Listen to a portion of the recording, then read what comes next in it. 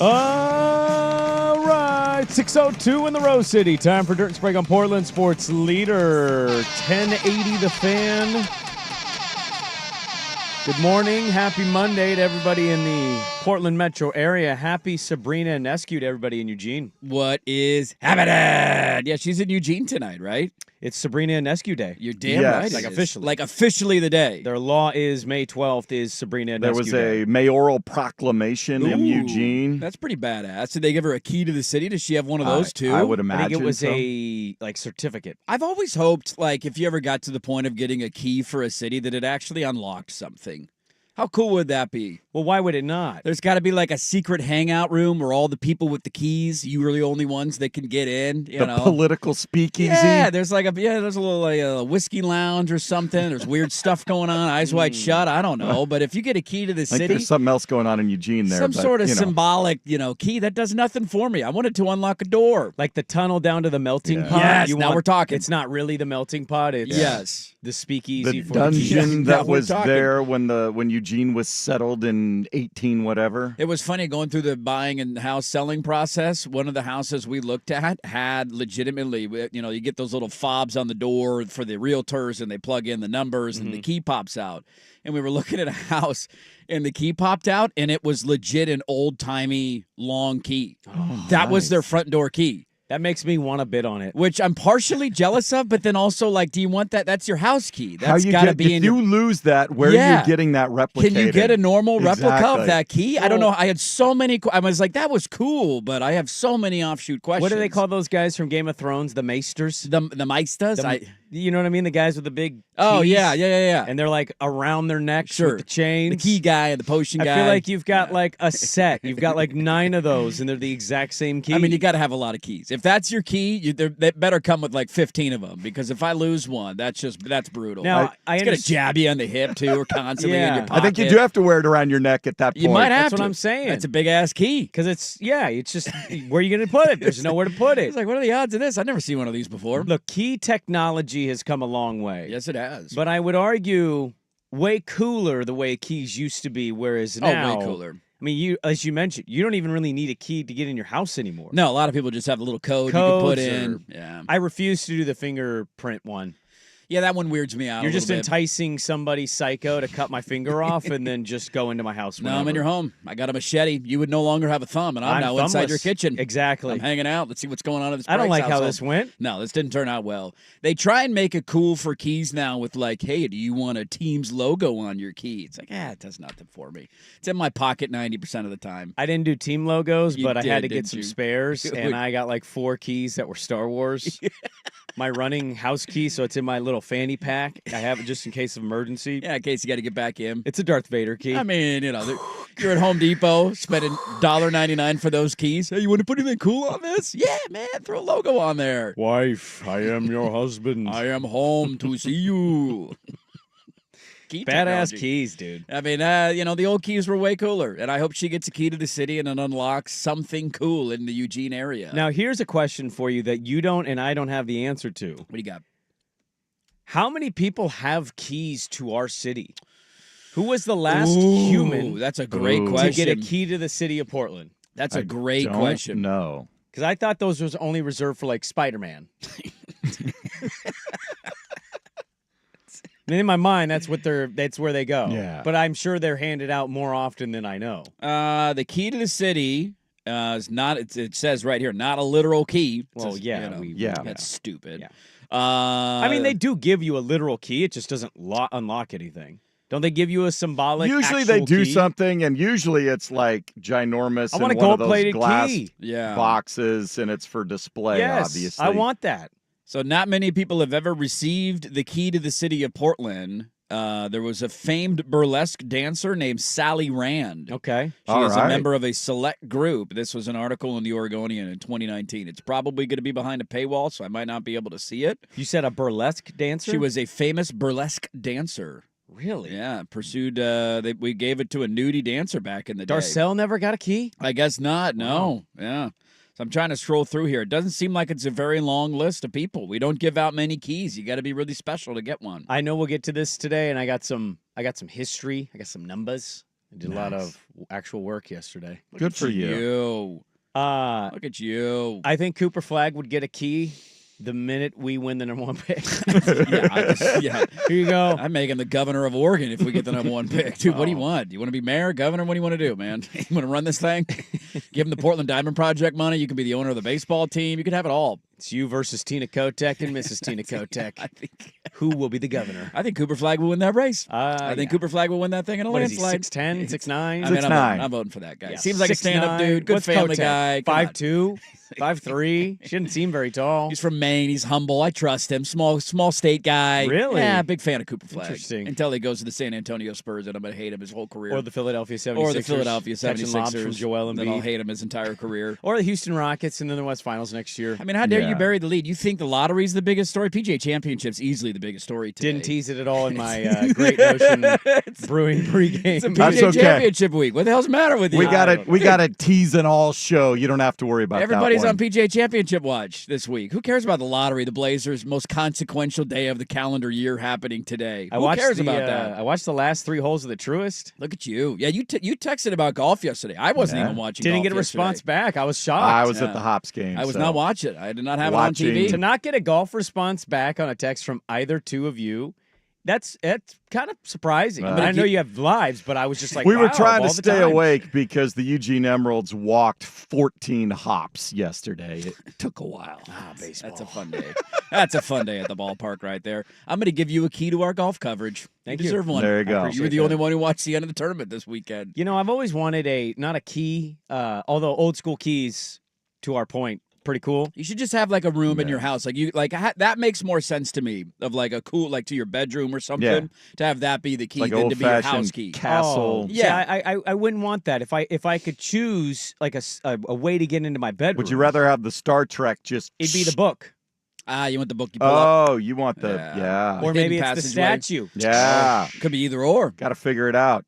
Those are pretty easy guesses, though, if I'm looking for your hidden chamber. You wouldn't know what book I'd choose. I mean, you got a lot of books. I'm just pulling all the books. what book do you think I'd pick? Book. I'm just pulling them all. Could be a Hunger Games book. It very well could be. Could be Winnie the Pooh. If you have one statue in there, it's going to be a dead giveaway. Yeah, just absolutely One gargoyle and you head. see the crack in the Dead neck. giveaway. Like, I wonder how it's going to open up this bookshelf. Is it the one gargoyle on the shelf? Look at that. It did it. We're in. We're in your secret chamber now. I've always wanted that. That's like a dream. Like you make you win the lottery or something. Yeah. And you custom build a house. Yeah, that's the way to do it. A poker, cigar room, TV viewing room, movie Yes. theater room, whatever that combination is, that's where it is. And it's got to be, I feel like in my head, I'm now pulling the gargoyle, and then immediately I want a tight spiral staircase down. Like, I don't want it to Oh. walk directly into the room. Really? I want, like, ooh, this isn't, where are we adventuring to in the bowels of this house? And Tell then you're you- 63 and then you How'd he die? little slippery down here. He fell down his own spiral staircase. I couldn't make it up this time. I'm stuck down here. Kid falls down and wife hates you forever. You don't show the kid where the gargoyle is. He's not getting down there. Really? This is Daddy's alone time. Wow. This is where we go to smoke our stogies. What's Daddy doing down You there? don't want to know, man. Making weird noises. You don't want to know. I'm not allowed down When the there. gargoyle head gets pulled, you stay away from that room, buddy. I don't know, but there's a lady. She seems like she's in pain. Dad! Where's Mom? I don't know. I haven't seen her in a while. Welcome to the sex dungeon. This is what happens down here, man. Eyes wide shut. I told you. I want some weird stuff to happen in my room. Can I be honest with you? I'm a big Tom Cruise guy. I still haven't seen that movie. Haven't seen Eyes Wide. It's been a long time. Well, first of all, you're going to need to carve out a whole evening because it's about 7 hours long. It's a long Is it movie. really Yeah, that It's like long? 3.5 hours long. Is that the one with him and Kidman, right? Yes. They were married. Yeah. A lot of sex. It's one of those kind of movies, right? a lot of sex. If you're into that kind of thing, decent movie. Yeah, the masks and stuff. The masks and the sex parties and the it's been a minute since I've seen that movie. It's just a reference in my head. That movie came out in 1999. Okay, so it's 26 years old. Yeah. Nicole Kidman just did another version of this movie. She just did another sex movie. Yeah, The Baby Girl. The Baby Girl. You never saw The Baby Girl? I never preview? saw The Baby Girl. No. Ooh, might be up your alley. How old is Nicole Kidman? You think now? I'm gonna guess 55. That's a pretty good guess. 57. Okay, that's close. So another sex movie at 57 is impressive. She's the CEO who is enticed by the young nameless intern, Ooh. but she's the boss at work. She ain't the boss when she's not on the clock. You know what I One of those kind of movies, huh? mean? Yeah. All I right. believe they call that a submissive. Subs, yes. Yes. Yeah. Isn't that 50 Shades of Grey? I mean, it's not quite like that. It's more like, Oh, yeah, I see it. yeah. Look at that. The wife was watching it the other day, and I was like interested. I'm like, Oh, what's going on here? I saw the preview for it. I was like, Make okay. a mental note there. Getting Right. getting tied up, huh? One of the rare movies where the husband is Antonio Banderas, and he's not like enough for Nicole Kidman. He's not the love interest anymore. And I'm like, I get the young intern, 20-year-old guy thing, She and the wants guy's to- not awful looking, but Yeah. that's Antonio Banderas. Wants to spice it up a little bit. I think you're done before he does anything. Antonio's not getting it done anymore. Boots and boots. Boots and boots. I think Banderas is getting it done without doing anything. You know Yeah, what I mean? he doesn't need an intern to finish his work here. What are we doing? Not He going might- to the bullpen. No bullpen needed. He might be the one human that exists that if I walked in and he was with my wife, I'd be like, I get it. I I'll see get you it, later. man. He use that Puss in Boots. Let me know when voice. you're done. I mean, yeah, I I'm understand. gonna go make a sandwich. Brendan, go away. I'm gonna go Close down in the my. door. I'm busy with some Puss in Boots. Okay. All right, You got it, Antonio. Antonio, you have a great night, man. You have a good night. Let yourself out. All right, you know where the front door is. I'll see you tomorrow. Get your autograph when I'm done. Yeah, Yeah. loved you in that movie. Here's your key. The key to my house. Good Lord. Happy Monday, everybody. Well, good morning. Yeah, It's draft lottery day. it is draft lottery day. Do you have anybody have a sense of feeling? I do. Hornets. Okay. Oh, Hornets gonna win. That's your gut. It's kind of the logical place. He's in the East. The West Yeah. is too loaded. Yeah, we He's- don't need another He's star. been in Hey. Carolina for a year. He's been in Carolina. He's already a superstar there, so it's like the in-state thing. And you know what? The NBA needs to jumpstart this franchise one way or another. Yeah, that franchise hasn't been relevant in my life really since Alonzo Mourning. No, never. I mean, they've made the playoffs a couple times here and there. Yeah. I'll give you that, but like a nothing burger of a franchise. Absolutely nothing. It's them or the Wizards. Yeah, The Wizards have just been terrible, but they have young talent. I'd be okay with either of those spots. Like, considering the alternatives, I'd be okay with either of those. What about the Jazz? I don't want him in Salt Lake City. Screw the Jazz. Yeah. We're competing with them for a Yeah. baseball team. They stole Not- a hockey team for us. Like, screw Utah. Leslie's coming to Portland, not in the West. No, I agree. New Orleans, no. They had it with the number 1 Duke pick. No, they don't deserve I it. will tell you right now, Philly, no. I might have to sit down and actually write out a rant if the Spurs win it. Yeah. Because that will have been enough. Well, that should have Robinson, been our Duncan, Wemby, and Flag. yeah, and if we would have lost a couple of games that we should have lost, that would have been our pick, and those would have been our odds. Well, it's just like it's the sheer There's that, history too. of it. Like, why do you win it? Yeah. Why are we rigging this for San Yeah. Antonio, Texas? San Antonio again, baby. If they win it, I think it's rigged. Yeah, I'm not going to I'm disagree being honest with that. you. I think it's rigged. I mean, it probably is rigged. It's the NBA. ridiculous. Let's make sure he goes to the right market here, league. No, Brooklyn, they don't have fans. That's just stupid. Of all the teams that have a legitimate chance What about at it, Toronto? nah, I don't want him in Toronto. Really? Yeah, they just won a title a couple of years ago. They're fine. They've been relevant for a while. I don't need to see the Raptors with another star player. Okay. I'd prefer him in DC. Give me Cooper Flag in DC. Chocolate City would be fun. Chocolate City with a white kid. With the great white American that? hope. We'll get to that at 7. I got some numbers on that. Gundy will join us for the ticker at 7:30. And we have a lot to get to from the week. Got some NFL stuff popping up. Yeah, we do. Somebody retired, and I was like, I don't really know how to feel about this other than to say, like, I don't think I care that much. Should have worn our eyeliner today. I will remember you. Will you, though? No, probably not. He almost won a playoff game in Cincinnati. He came so close. 4th and goal. Just all-time fake vibe is how I got from him. There's a little bit of that. When he talked, There's a little bit of that. you know what I mean? It's almost like Is this a real Jameis accent? Winston. Yeah, there's a little bit of that. But, like, Winston's is comical. His was like, Phony. yeah, It was a different version of Russell Wilson, where you're like, I don't know if I know you. that's good. You don't seem genuine. That's a good one. But I think you're a good person, but I don't really know the that. way that you act makes it feel like an act. It's a good poll question to start off the day. Was Derek Carr a good person? Yes or no? We'll get to that today eventually. Week 1 of the NFL calendar has been kicking off. And with the schedule release, do you know Yes. who's playing? I know some of the People are pissed. People are very upset, and rightfully so. Hand up. I'm pissed. I'm one of them. I think this is ridiculous. So Yep. we'll get to The that. American people are getting robbed. Well, some would say their team's playing. You know what I mean? Huh? Not Catch as what I'm many. putting down? Nah. Huh? Not as many. Some people have abandoned that ship. One of them's right here. Yeah, that's right. We'll get to the NBA playoffs over the weekend. It is a loaded show. Dirt and Sprague. We start next on The Fan.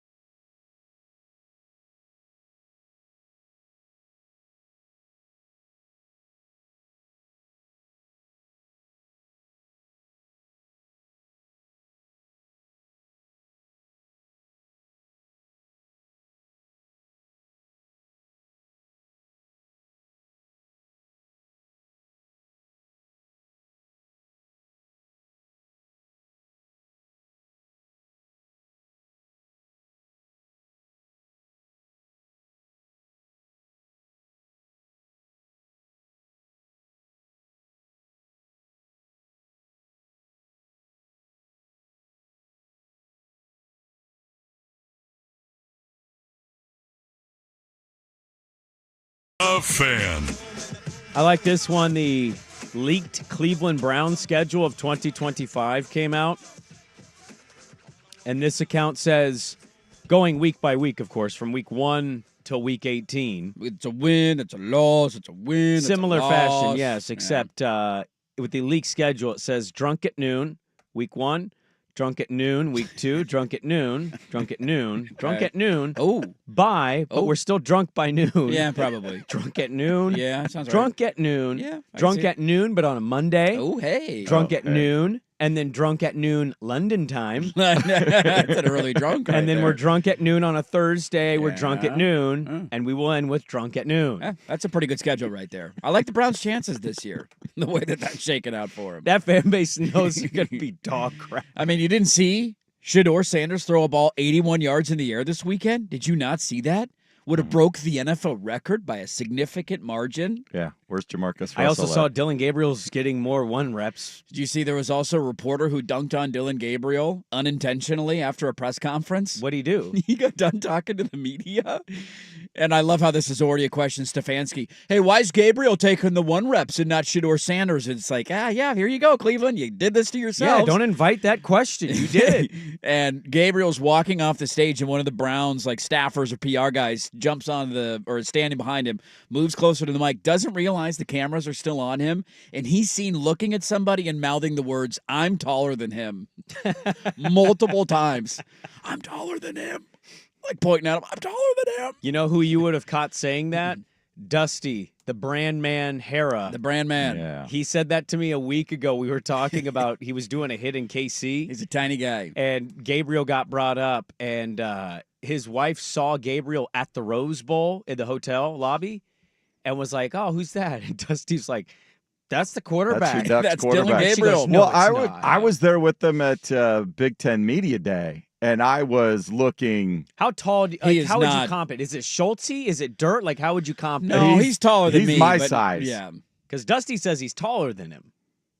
I was looking at him square in the eye. But I don't have Dusty short, but I don't have Dusty super tall. No. I don't know what Dusty's officially, I don't either. because I'm It's sure he official was listing. listed. What are your at, like, measurements, fan man? I'm sure he's listed at 6'2" in the program when he was playing back at Southern 6'2". Oregon in Yeah. the day. They're not 6'2". that DB comes out. Oh, thank No. God. Thank God that It's was a not really lie. 6'2". Don't need to cover that guy.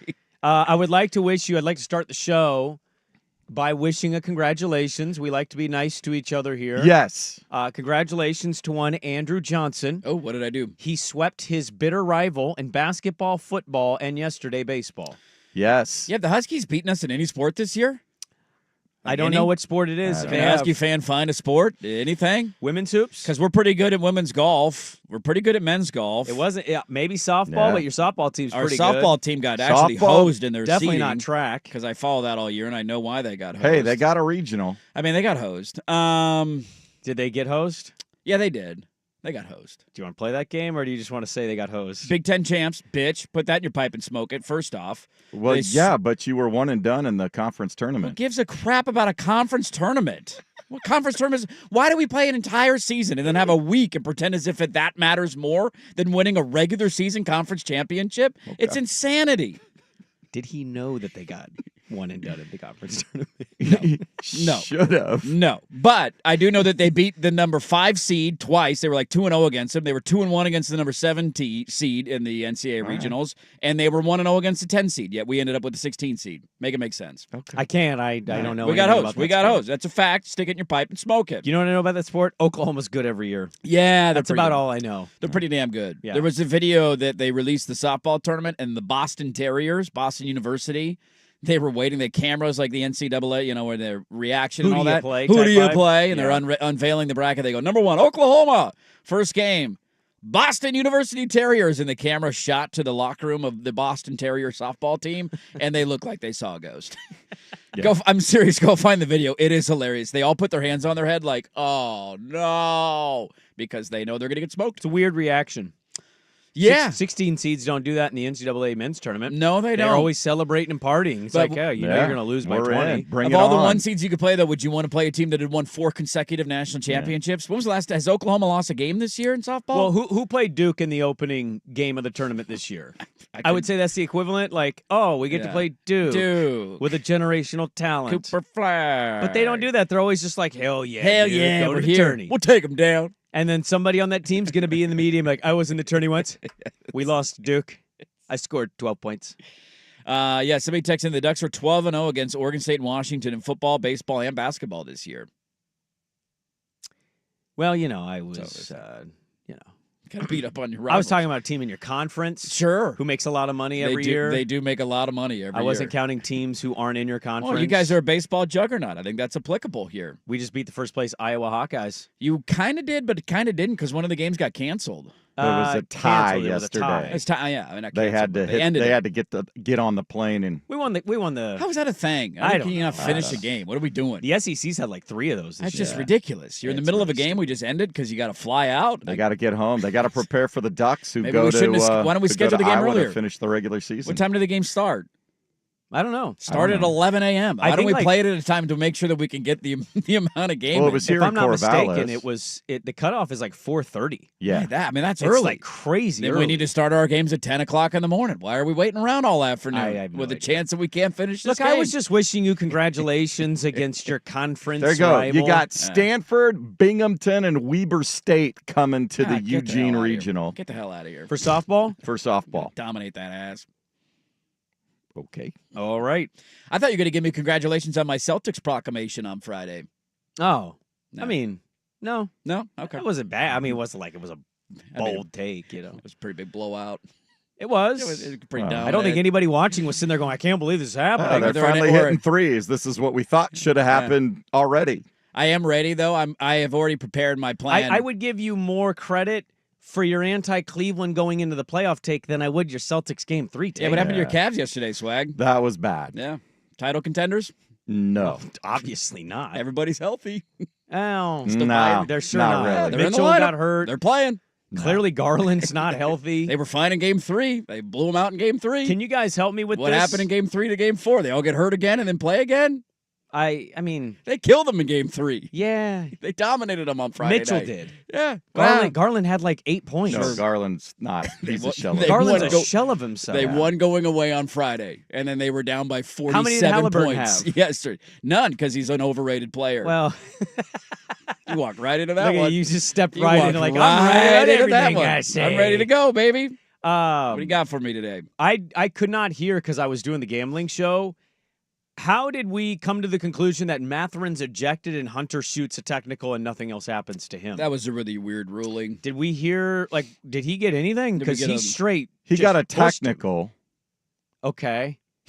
And then So- Matherin got a. Matherin with the sucker punch got. So he punched him. He punched. Yeah. From he- my vantage point, it looked like he pushed him and then he reacted to a push. Not No, a I punch. think it was a closed fist Okay, gut thank you. punch. Okay. Looked like a punch. Okay. Just completely unprovoked. There wasn't. They weren't locked up. They weren't. He No, was, I saw, but I couldn't see like if Yeah. it was from my vantage point where the TV was, Yeah. where I was doing the show. Also, Matherin then totally flopped when he fell down. He did, So I think. but they he also said, went straight up to him and just shoved him. Yeah. I mean, I'll reiterate my stance from yesterday, too. You're down by 41 points at halftime. You should be eliminated. Yeah. Like, that's just, the series should be Should over. count as 2 losses. It's over. You should not have the opportunity to go play a game 5. Yeah. You're season on the line, and you're down 80-39 at halftime? What do you do if you're Cleveland? You just run it back because you had a good year, or do you Probably. say we make a major move? They won 64 games this year. I don't know. I don't know if they got anybody whose contract is up or the rookie deal's up. Oh, they got talent. But yeah. Is the thing about Mobley that's tough for me is we know how great he is defensively. Depoy. He was awesome on Friday night. He had, a massive game. I guess How much can And you then he rely on him? disappeared yesterday. the Yeah, that's tricky what I'm part saying is, like- about the tricky part about the NBA, you can't do anything quietly because there's so few agents handling the big talent. Nico, line 1. Well, but That's maybe the biggest trade to the ever biggest happen that trade, nobody knew but about. Nobody ever we saw all that agreed coming. you didn't get market value Well, no, for it. it's a terrible So if you are execution. thinking about, I wonder what Mobley would be worth. Mm. because you do have Jarrett Allen back there defensively. Could we? And not that you don't think Mobley's good, but You'd give up on Mobley versus moving Allen? I think you get more for that's the guy I could get a all-star dynamic piece for back, maybe at a different position, or it goes together with my team in a different way that would provide more consistency than you get at times. But I think he's the one that would fetch you the biggest value. Oh, for sure. And so, but you can't quietly go figure out because there's like 6 agents that handle all of the highest players, and they all find out. Yeah, you also don't trade Evan Mobley. I don't think that's the answer here. I don't think there's a good Garland. What's he netting you on the open market? I don't know, but he's an undersized 2-guard. Yeah, I mean, it's the back guard. It's the guard thing that you're dealing with that we're very familiar with. It's here. like, yeah. Thank you. Yeah. You're a good player. You'll thrive wherever you go. You're fine. You'll be okay. You'll we score need a to lot mix of buckets. this up a little bit. Maybe a little more length. Help us out a little bit on the perimeter. Well, let's get to an NBA playoff stuff, and then I want to get to a little NFL stuff, and then we'll get into some draft lottery stuff. It's a massive day. May as well be a holiday here. It should be. I mean, it should be. If we get the number 1 overall pick, it might be a holiday. Tomorrow, everybody's going to be drunk. Yeah. It'd be like Cleveland Browns schedule release. Drunk by noon, drunk by noon, drunk by noon. Without a doubt. What the hell was that yesterday? Let's talk about it next on The Fan. This is a PGA Championship Week edition of Dirt and Sprague. Brought to you by Langdon Farms Golf Club. Now, from the George McCoy at Warren Allen Sports Desk, a Sports Center update on 1080 The Fan. First on The Fan, Trailblazer fans hoping for a moment tonight when the NBA Draft Lottery takes place to determine their draft position next month. Portland with just a 3.8% chance of landing the number 1 overall pick, a 16.9% chance to land any of the top 4 picks. Ping pong balls start hopping at 4 this afternoon on ESPN. Then it's a pair of Game 4s in the NBA playoffs starting at Madison Square Garden. Celtics trying to even up their series with the Knicks after taking Game 3 in New York. Boston 6.5-point favorites for the 4:30 tip. You can hear that one over on 910 ESPN Portland. The nightcap is in San Francisco. The curryless Warriors try to stay in it with the Timberwolves, who lead 2-1 and are a 5.5-point road favorite. Sunday, the Pacers put an all-time playoff whooping on the Cavaliers, leading by 41 at halftime, cruising to the 129-109 win in a 3-1 series lead. While the Thunder evened things up with the Nuggets in Denver 92-87, going back to OKC for Game 5. The NFL building up to the full schedule release on Wednesday evening will determine the season opening opponent for the Philadelphia Eagles. They announced this morning it will be the Dallas Cowboys on Thursday, September the 4th on NBC. More sports scores and stories in 30 minutes. Jason Swigart from the George McCoy at Warren Allen Sports Desk. Hurt, missing work, insurance companies acting like jerks. Don't call your mom. Call George McCoy at warrenallen.com. It's back, the 11th annual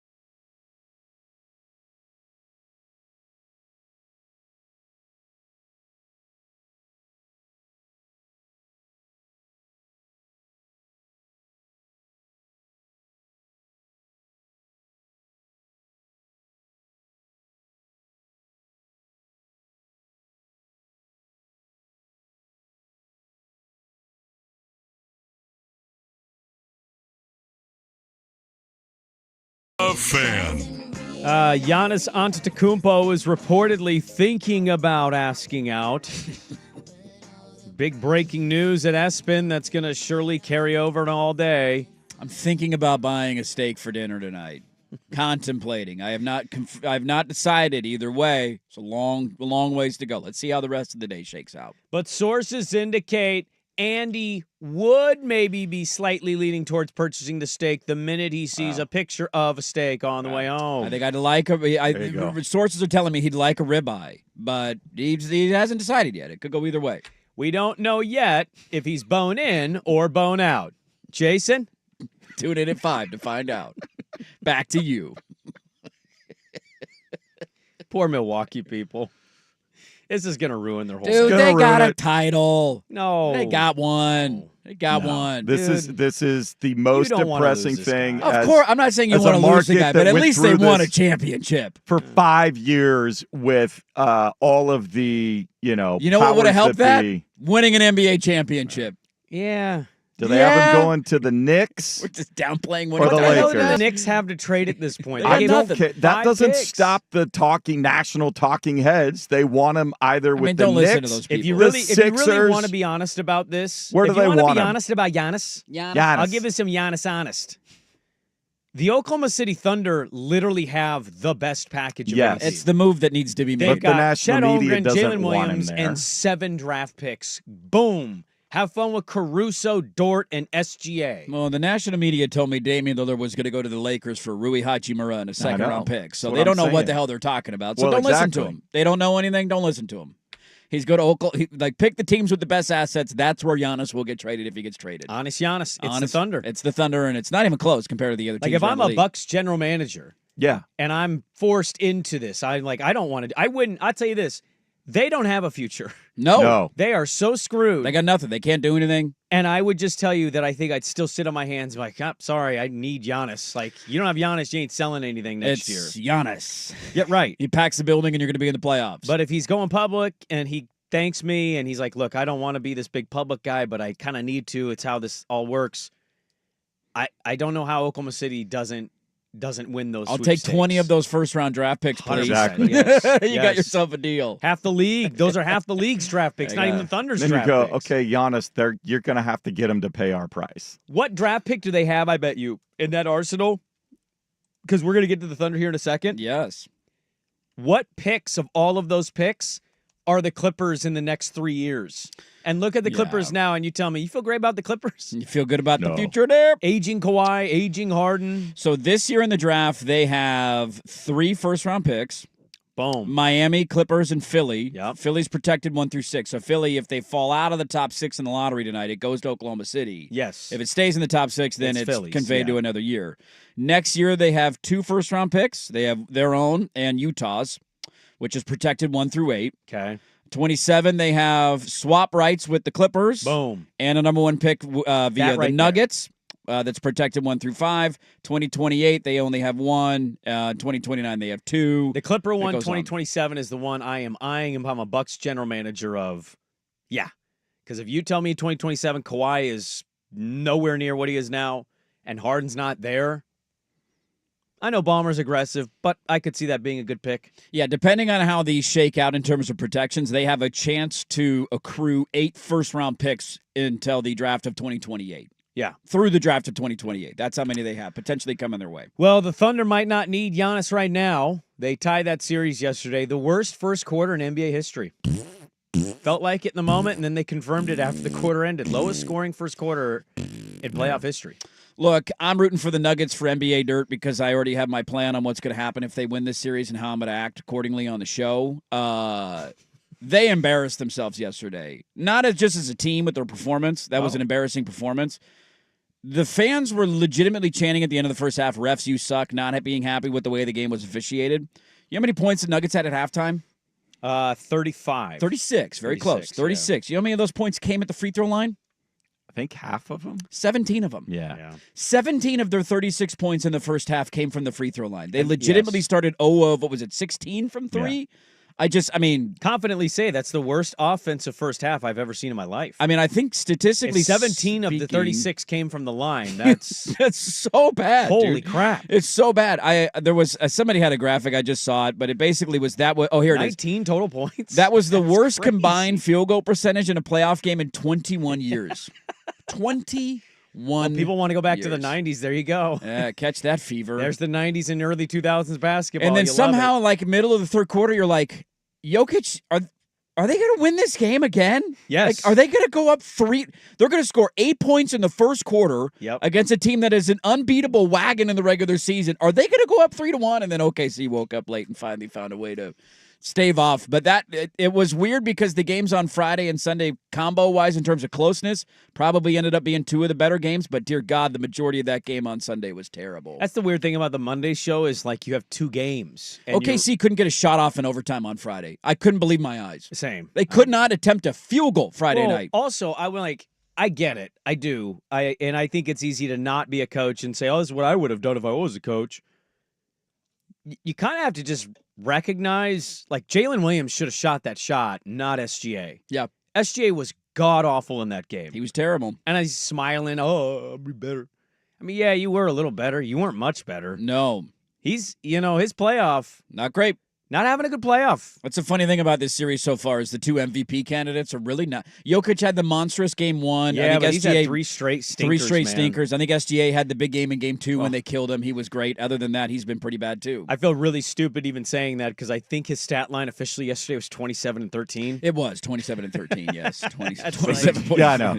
Joker though, not as efficient as he had been in the Only regular 3 season. assists though. Come on. He can't shoot threes right now. No, he is ice cold from the floor. Is it a combo for you guys? Because I don't know how to describe Certainly this. you Is can't- it defense and tired? I think the combination yesterday for both teams was making them play the late game on Friday and Yeah. the early game on Well, Sunday. Chet said that after the first Yeah. quarter. It was like, it feels like a back-to-back for us. At just- altitude. What are we doing, Yeah. NBA? Well thought out there, Adam Silver.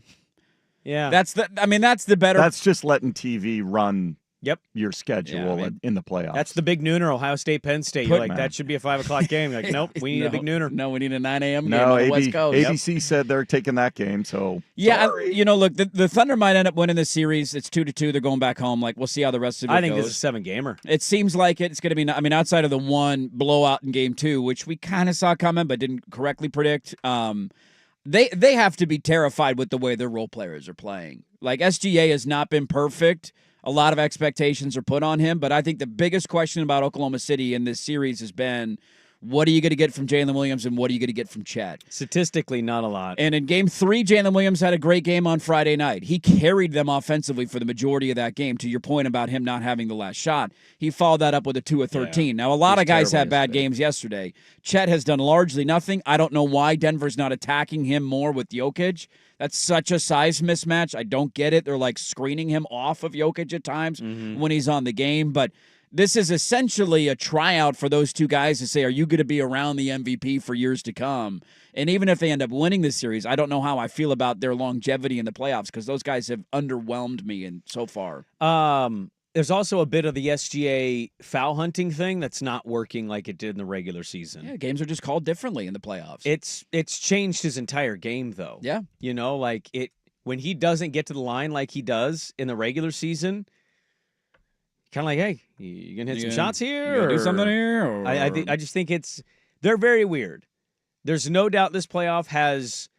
There's 2 things that I've learned from the playoffs of being an NBA fan watching this year. One, I may have LeBron James'd people too much, and what I mean by that is, I just thought Ann Edwards and SGA were 2 players I've looked at, and I said, take the next step. You lost last year. Well, Brandon, it's not normal for 22-year-olds and 23 and 24-year-olds to do that so quickly. It's usually 28, 29 when they start winning the titles. So I just kind of assumed that would happen. And I put too many eggs in the regular season basket. It's been a fun playoff for the most part, but I've put way too many eggs in the regular season basket of like, I've watched this team a lot. That's a really good team. Playoffs are here. They're not as good. It's a different animal this time of year. I've always been aware of that, but the difference between what I think the regular season was and what we've seen in the playoff, I think it's evolved now. it's that gap's growing. Yeah. And I don't blame people who come in and go, the regular season blows. If the regular season what the playoffs were, I'd watch more. I don't blame people for that opinion. Yeah, it doesn't have to mean that it can't be entertaining or that you can't watch. I do think it's a lesson. And look, maybe we end up with the OKC NBA championship this year for all we know. They're not eliminated yet. No, they're 2-2 in the 100%. second round, so they might go on to win the title. Minnesota could get past Golden State. Very now. well could, right? Although, God, the backdoor cover from Golden State just. Was anybody watching the end of that game? Yeah, I watched the whole game. They hit a 3 with 0.8 seconds left on the clock. Down by 8. The spread was 5.5. I think the closing spread on that Nugget game was 6. Yeah, I also bet OKC. And then they fouled Aaron Gordon shooting a three-pointer and then gave him another chance, and then they hit a 3 and lost at the end of regulation. So don't get me started on either of those. But I do think there's an aspect of, like, it's just, I think you used to be able to rely on the best teams in the NBA, identifying them in the regular season and clearly saying they got the most star power, they're going all the way. Yeah. And now just because it's not all load management or teams not care, teams just kind of, they'll coast through periods of the regular season. 100%. And I do think it's an eye-opener for a lot of teams. And I hope it's an eye-opener for the Blazers, who won a lot of these games this year, speaking of the importance of tonight, against teams who just didn't care. But we're going to make it feel like we turned a corner because we beat the Nuggets without Jokic when they came to Portland. I want to get to this NFL note. We'll dive back into the NBA playoffs, talk about the Wolves-Warriors series today. We'll get to the Celtics and Knicks. And Gunderson's going to join us at 7:30. And at the top of the hour, we'll get to the NBA draft lottery. NFL note next on The Fan.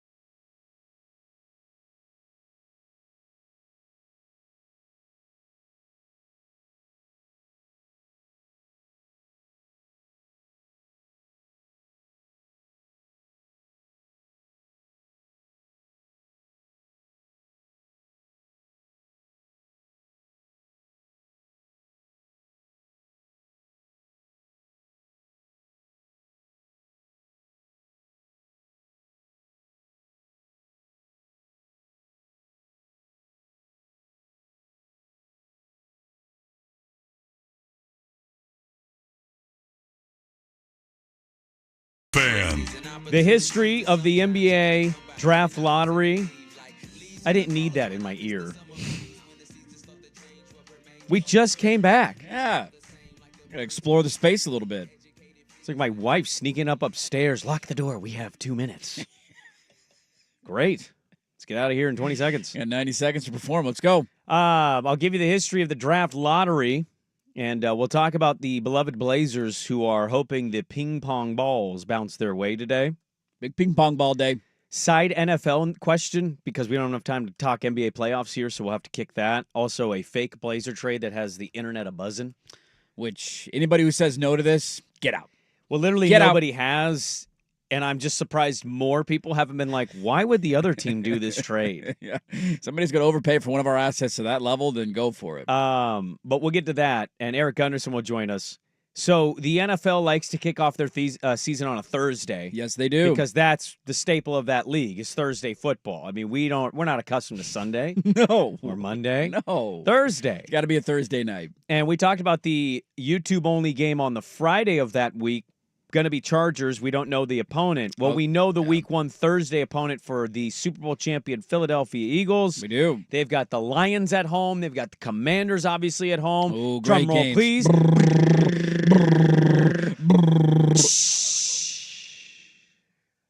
Cowboys. Yeah. Schottenheimer. Brian Schottenheimer. Not the one you know. We also No. know, I believe now it's not official, but the rumors, the sources, the people online are claiming they know who the Chargers' Friday opponent will be. Oh, who is it? That's going to be trickled out. They're trickling out some of these first ones here over the next couple This is of how days. this is how And they then build you up for your Wednesday, schedule 5 release. o'clock, Yeah. the I mean, this full, is so stupid. Just full release the damn release. schedule. It is going to be the Kansas City Chiefs. The Chiefs going down to They Brazil. are going to have a divisional game as an international game, Well, to be fair to the which Chargers, should be illegal. You should be locked in prison. So for Yeah. the doing Chargers that. had to okay that, I and can they were defend probably this. like, we might have more fans there Yeah, than. they're not going to have any Chargers fans at the LA game. It's just it's the point. It's the principle. A divisional game Niners and Seahawks should not play in Mexico City.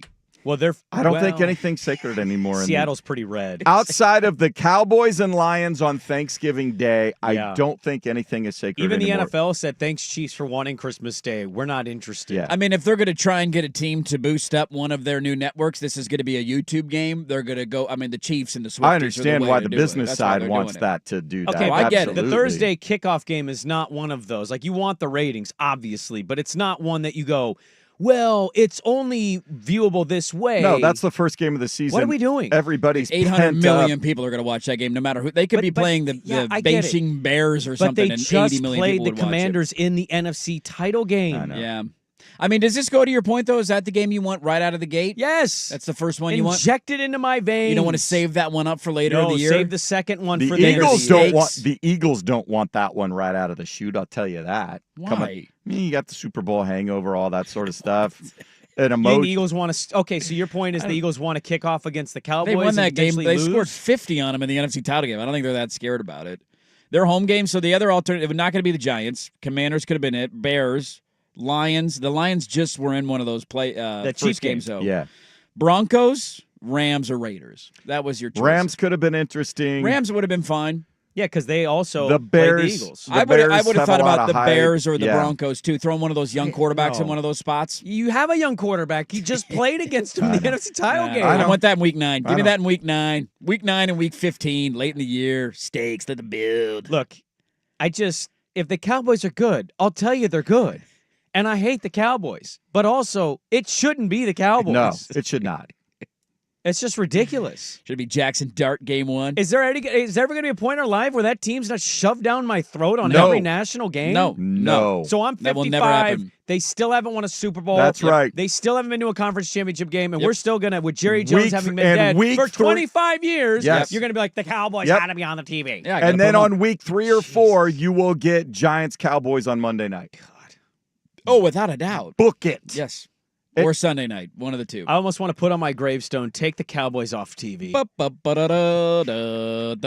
of my favorite recipes on there. Yeah. I love my family. Take the Cowboys off TV. Go Niners. That's my gravestone. That's what it says. I mean, the only silver lining here is you got a decent chance to watch Brian Schottenheimer get his face kicked in the first night of the season in his first game as head coach. We have the opportunity to have the reverse because of what Swag said, the Super Bowl hangover. That actually makes it better if the Cowboys win that game because their fans are so stupid that they're going to believe. The second they win a game this year, it'll be, this is the year. I follow a decent amount of Dallas people because of the show. I don't think those fans are... I think these fans understand what it's been. 2 years ago, Joe Fisher legitimately wanted to fight us for calling his NFL team fraudulent. Yeah, Joe Fisher thinks he can run a sub 5.27 40. I'm just not saying necessarily the guy I'd point to. That's Cowboy fan. They exist. They're out there. All right. They're delusional, and they're loving every minute of it. Speaking of delusional, we kick off the second hour. Will the Blazers win the draft lottery? Of course we will. With the 10th best odds. I'll give you a draft history lesson. Hour number 2, Dirt and Sprague on the Fan.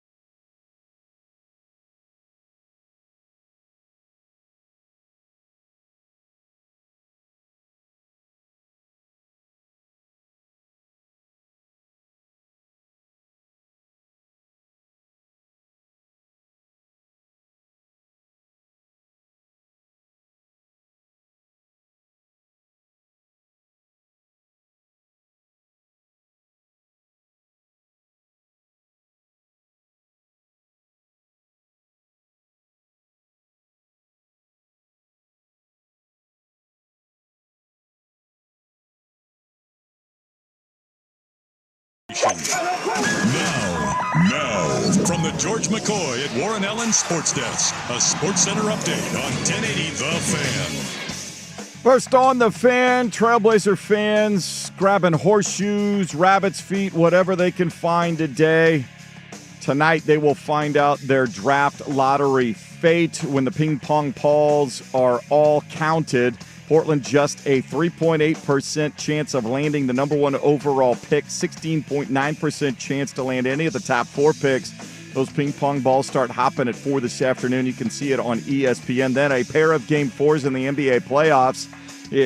We'll start at Madison Square Garden. Celtics trying to even things up with the Knicks. They took Game 3 in New York with a barrage of threes. They're 6.5-point favorites for the 4:30 tip. You can hear it on 910 ESPN Portland. The nightcap is in San Francisco. The curryless Warriors trying to stay in it with the Timberwolves, who lead 2-1. They're 5.5-point road favorites.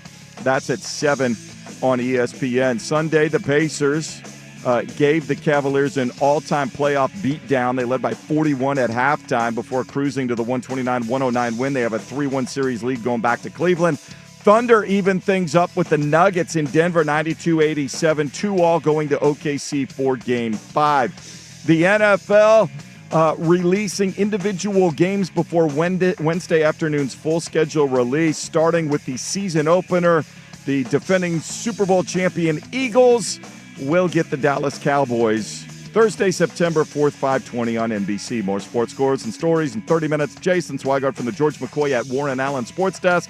Hurt, missing work, insurance companies acting like jerks. Don't call your mom. Call George McCoy at warrenallen.com. The Fan Merch Locker has a new black 1080 The Fan hood.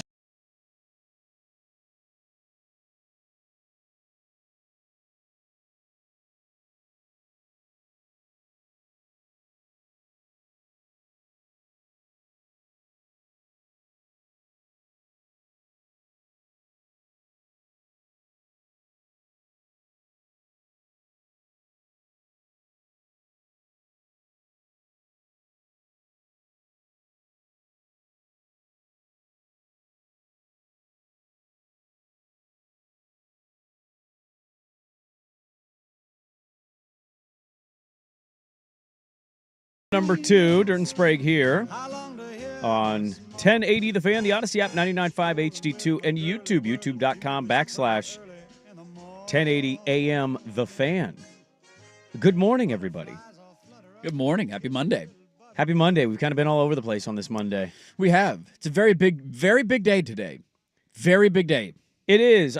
This is massive consequences tonight. I circled this day 2 weeks ago, and I'm like, that feels like it's going to be a fun, big show. This tonight will potentially dictate how the next 5 to 10 years go. Like, it changes everything. Yeah, I mean, for the better or for worse. We don't know. Very slim chances it better, but it will tonight potentially could change the entire outlook of your franchise. I will give you the history of the lottery and what we're looking at right now going into the lottery today, which will kick off at 4 o'clock our time. So that's the start time, 4 p.m. our time? And about 4:15. Well, they'll delay about 5 to 10 minutes. They'll come in and introduce everybody up on the podium. They'll start. They'll commercial break. Talk about who the top picks will be. Yep. They'll explain the rules the actual of the unveiling draft of lottery. teams is like 7 minutes. Yeah, it doesn't take that long once they start going. No, I Pretty remember quick. doing the Scoot one with Danny live a couple years ago, and Mark Tatum does the reveal, and he does the reveal for Portland at 3, and we're like, ah! And by the time we even caught a breath, he was on to the second pick. Yeah, by the time just over, yeah. And then it's over, and then you talk about it. All right, then we know. So we'll get to that, but before we do, I want to remind you guys to mark on your calendars Tuesday, June 24th. We would love to see all you great listeners out there at the Fan Golf Classic, the 11th annual Fan Golf Classic out at Langdon Farms, brought to you, of course, by our great friends, our local Toyota dealers, and it's also brought to you by Henderson and Daughter Windows and Doors and Philbrook Law Accident and Injury Lawyers. Victor Rico's will be out there for breakfast and lunch. Matt's Barbecue will be out there as well. Foursomes can be found at 1080thefan.com. Click on the Fan Golf Classic logo for all the details and the link to purchase your foursome. Holy catfish, indeed. Can't wait. We have a fake NBA trade that caught the internet a-buzzing last night. Love fake NBA trade season. Well, they're all so realistic. Yes, they're all going to happen. This team's definitely going to give us all the fun do stuff. we have a genesis of the origin of this? We have the origin of this. Where did it come from? I will tell you who it came from. Who it came from. Not where. Not who. Hey, who? Who it came from. I want to run through the history of the draft lottery with you folks. What are our chances tonight? What are we looking at? Well, let's just start with this, okay? When did it actually begin? Well, they've done like different variations of But this. the first time it was no longer, it used to just be a coin flip between the worst two teams. The worst two teams had coin flips. most of the tankathon stuff dates to 85. Yes. The history of the draft stops at 1985. Yep. Now, the odds have obviously changed in the last just couple years of our lives with the top 3 teams in the odds. Even them out. But before that, the percentage chances were different, and before they've changed it like 4 times since they've created When they first this. started it, it was everybody that didn't make the playoffs had the same. They just put your envelopes in the big thing and turned it around. Pull Guess your what? envelope out. That's That what was they it? should go back to. They Yeah. should. You want to get rid of this awful 17-win season by the Utah Jazzes There of you the go. world. Say everybody's odds that aren't in the playoffs are the same, and you won't get teams that are being so egregious with it. But I digress. The Blazers tonight, the percentage chances are not great, but they cannot get picks 9 through 5. No. It is not mathematically possible. It cannot happen. It will not happen. It's funny to me that that's how it works. I mean, I guess from a mathematical standpoint, I get it. It's just funny how there's not a possible equation where you end up with the 7th overall pick. So the Blazers social media is doing this. They're trying to be all cutesy, and they're like, hey, what's the percentage chances of this? It's 4, just like our chance of the one pick. Yeah. So you have a better chance of running into your ex at new seasons than the Blazers have at getting the 3rd overall pick or something like that. So the Blazers are at exactly 3.8% chance to get the number 1 pick. Right where we wanted to be. So I did some digging, and I said, oh, all the hopefuls, all us hopefuls hoping we capture that flag tonight. Yes. Here are the odds history dating back to 1985. 1985. Teams that have won the number 1 pick with less than 5% odds going into the lottery since 85. Can you guess how many teams have had the number 1 pick Ooh, with less than 5% odds? Because Less than 5. you may say, why'd you choose that number? 1, we're 3.8%, so Right. 5's a nice round number Yes. there. Yes. But we won the number 1 pick for Odin. We had 5.63%. we were the 7th chance. odds, I believe, that year, if I'm not mistaken, right? I think we were lower than that. Were we lower than that? I'll go look at I know the odds have wrote the evened out, but I history of thought we were slightly. I thought our odds were. Yeah, and I get maybe that's because of the way they changed. Well, it the math happened equation. last year. Atlanta did it last year. I know so that. yeah, we were 7th pre-lottery. We had a 5.3% Okay. chance going in to get That's what I that thought. number 1 I'm going to pick say it's happened 4 times. 4 times. Yeah, Okay. knowing Atlanta did it. Atlanta just did it, which if I'm a Blazer fan, I'm like, damn it. Yeah, we missed our chance. I'm gonna go. I don't less than 5%. Less than 5%. I'm gonna go twice. 6 times. 6 No, times. okay. Okay. It has happened 6 times. Cleveland's been a couple of those because remember they had that 3 and 4 year run. It was Yeah. ridiculous. So this is back to 85. Goes Anthony back to Bennett. 1985. 40 years. 40 years. 6 times in 40 years. 6 times. Not many. So going in, you know your percentage chance 3.8, but your overall chances of 6 times in 40 years, I can't math that math, Math. but it ain't great, Bob. Okay? But maybe the basketball gods will reward us. There is a chance. Teams with the 10th odds that have jumped into the top 4 because now Blazer fan is like, well, look, if we can't capture the flag, We got to go draft another guard. we're going to get in the top 4, baby. So yeah, get a it's, point so that's guard. 15%. 6 into 40, 15% of the lottery. Since Somebody 1985. I've gone less than 5% chance has. You know, what's the higher- 3.7 we got. I was going to say, it's higher than 3.8%, 15%. There you go. Teams with the 10th odds, exactly where Portland Yes. is. Now, they're only there because they lost a coin flip. Their percentages are actually down a little bit because of this tiebreaker. Teams with the 10th odds that have jumped into the top 4 since 1985. Now, I have a caveat to this, Ooh. but can you guess how many teams since 1985 have sat where the Blazers are Yeah. and have jumped into the top 4 since 1985? Well, if sub 5%, you have 6 times they've gotten the number 1 overall pick, and now we're going 10 inside the top 4. I'm going to go slightly higher than that. I'll say 8 times it's happened. Well, they only. It used to be only the top 3 were determined by the lottery, and then when they went to Yes. stretching it out the whole way, I'm going to say 3. Coincidentally, by the way, the one you speak of, how about in 2016? I totally forgot about this. I had to triple check this with my eyes. It went exactly chalk. Yeah. Every pick went where it was supposed to go. It was crazy. I just totally forgot about that. It's like when you end up with all the number 1 seeds in the Final Four. You're like, oh, Yes. yeah, all those idiots who just picked chalk ended up being right. Now, to Swag's point, this process has changed. But I wanted to just do the 85 thing because I did it with the 1 pick, so I'm Sure. doing it with Yeah. this one. 5. 5 times. Mm. 5 times. Hawks last year. Lakers, they're 11th in 2019. They jumped into it. The Hornets did in 99, to Swag's point, the Magic and the Sonics, Yeah. because of those things Swag said. Now, here's your caveat. You could say, well, Sprague, they're 10th, but they're kind of 9th, too. And I'll say, okay, we can play that game. It'd be 7. With the 9th pick into the top 4. With the 9th into the top 4. The Cavs did it in 2014 and the Bulls in 08. I mean, look. There's your history of the draft rundown and being in the 10th spot. That is what the history says of the NBA draft. It's a very slim chance. It's a very slim chance that something positive happens tonight. I know I am famously Mr. Poopy Pants when it comes to this organization. I'm about as down as I've been in a long time. I don't trust the overall vision and leadership, and I'm not quite sure what the direction is. Today's the day where you get positive Patty, man. I mean, this is the day where it all happens on one ping pong ball and everything can change for the future of your organization. And if you get that break, there's a chance that it happens tonight. The odds are not in your favor. They're stacked against you because of the regular season that you just had, and you did not set yourself up to get a decent opportunity at this. But there is an opportunity, and it exists. And if you get lucky tonight, it will change everything for the next 10 years. 83.1% chance you're 10, 11, or 12. Yep.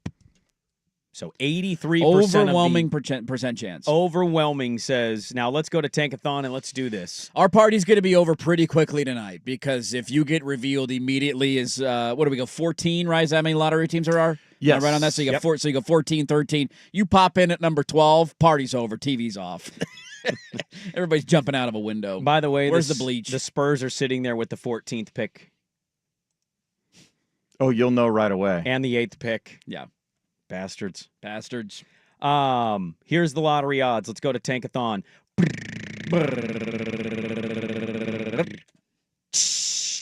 The 4th pick in the NBA draft. Hey! There's go. a positive mojo for a jumped Monday of Charlotte. lottery day. Hell yeah. Poor Hornets, man. I don't want to do it again because we may never get back in the top 4. No, I did it yesterday, and I went 10 times exactly. We got into the top 4 once. That sounds about like The our rest, odds. We didn't. Well, we either stayed at 10 or we went to 11. Can we get a frozen envelope tonight? Can somebody freeze our envelope? Can that happen? Can somebody get some ice on that envelope? Well, I mean, are Portland fans feeling optimistic No, about this? There's no reason to be optimistic.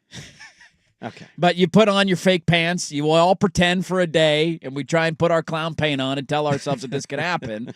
But no, I know. I mean, we went through a regular season that's put us in this position. For one day, we'll all suspend belief, but we know how it's going to go tonight. Well, I want to talk about a fake internet trade, and there's something about the Blazers and where they do or do not end up that I'm just very curious where we're sitting on this question. So we'll get to that coming up next. Dirt and Sprague, welcome into the second hour. Gundy at the bottom of it at 7:30. He'll join us live from his toilet. We're talking Blazers draft lottery next on The Fan.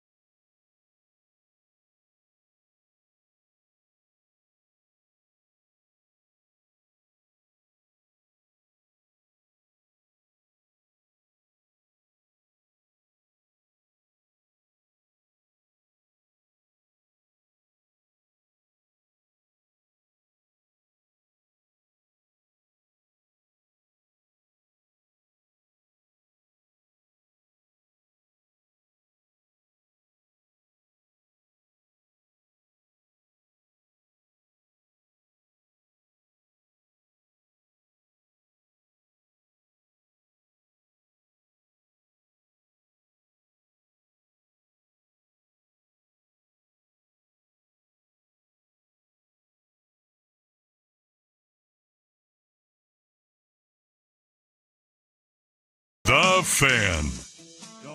This was like one of the only country songs that would come on. I'd be in the back seat singing with it. Damn right you would be. It's a jam. Why are you rushing and rushing, man? Life's no fun. Put your feet up. Enjoy the day a little bit. Yeah. Hope you guys had a nice Mother's Day. Yeah, you celebrate the bad mommies out there? I celebrated the bad mommy. The bad mommy got celebrated. She had a nice day. Look at that. I think. I hope. I mean, she said she did. Yeah, I mean, they lie to you sometimes, but, you delivered. We're talking Blazers draft lottery. Gunderson will join us coming up here at the bottom of the hour. Much like the Luka trade, so the Lakers get out in 5, and they're not very competitive, and Luka didn't have a great series. And so the national media wants to jump on and be like, Nico was right, wasn't he? And I'm like, no, it doesn't make him right at all. Actually, it still makes him really stupid. You going to trade a guy like that, you open it up to the whole league, and you get, more than they got. Yeah, the biggest bidding war possible. I'm sitting very similar in the same position of the lottery. If the Blazers get the number 1 pick, there is going to be people that jump on and try to dunk on dirt all day tomorrow. And I'll laugh about it, but realistically, them winning with a 3.8% chance doesn't make what you said or your frustrations about what they did invalid. No. The process itself. So if I was to say, if you were to be like, ethical tanking, Sprague, ethical tanking, has that worked for, I just went through the history of the draft. Has that been working for teams? No, usually the teams with the top 4 odds end up with the top 4 pick, the overwhelming majority of the time. Appreciate that. Most people, I think, listening that watch or follow basketball in any capacity would say, Danny Ainge, pretty good. Yeah. Did he ethically tank? Are they going to get the number 1 overall pick tonight? Did he go get himself the most? I'm just I find it interesting how we pick and choose the narratives. Yeah. That back up the argument that we want to make. Well, we played our guys, and we didn't just tank, so we're going to get rewarded. But Danny Ainge is really good at what he does, but Danny Ainge didn't do what we did. Yeah. So it's I don't want to come in tomorrow. I will be celebrating for the most part. Dude, you can take any shot you want at me. I don't care. All of them are going to be dumb because it's going to be a wrong opinion, but I'll be in here popping champagne tomorrow morning. That's fine. I will be too. I'm just saying, if they do win it, I know that's going to happen. That doesn't make you right out there, person who's going to celebrate and act as if this was all just some master plan that they calculated up with their 3.8% chances over at one center court. If they win it, we're going to be all ecstatic. We got flag. If you get in the top 4, I'll also be ecstatic.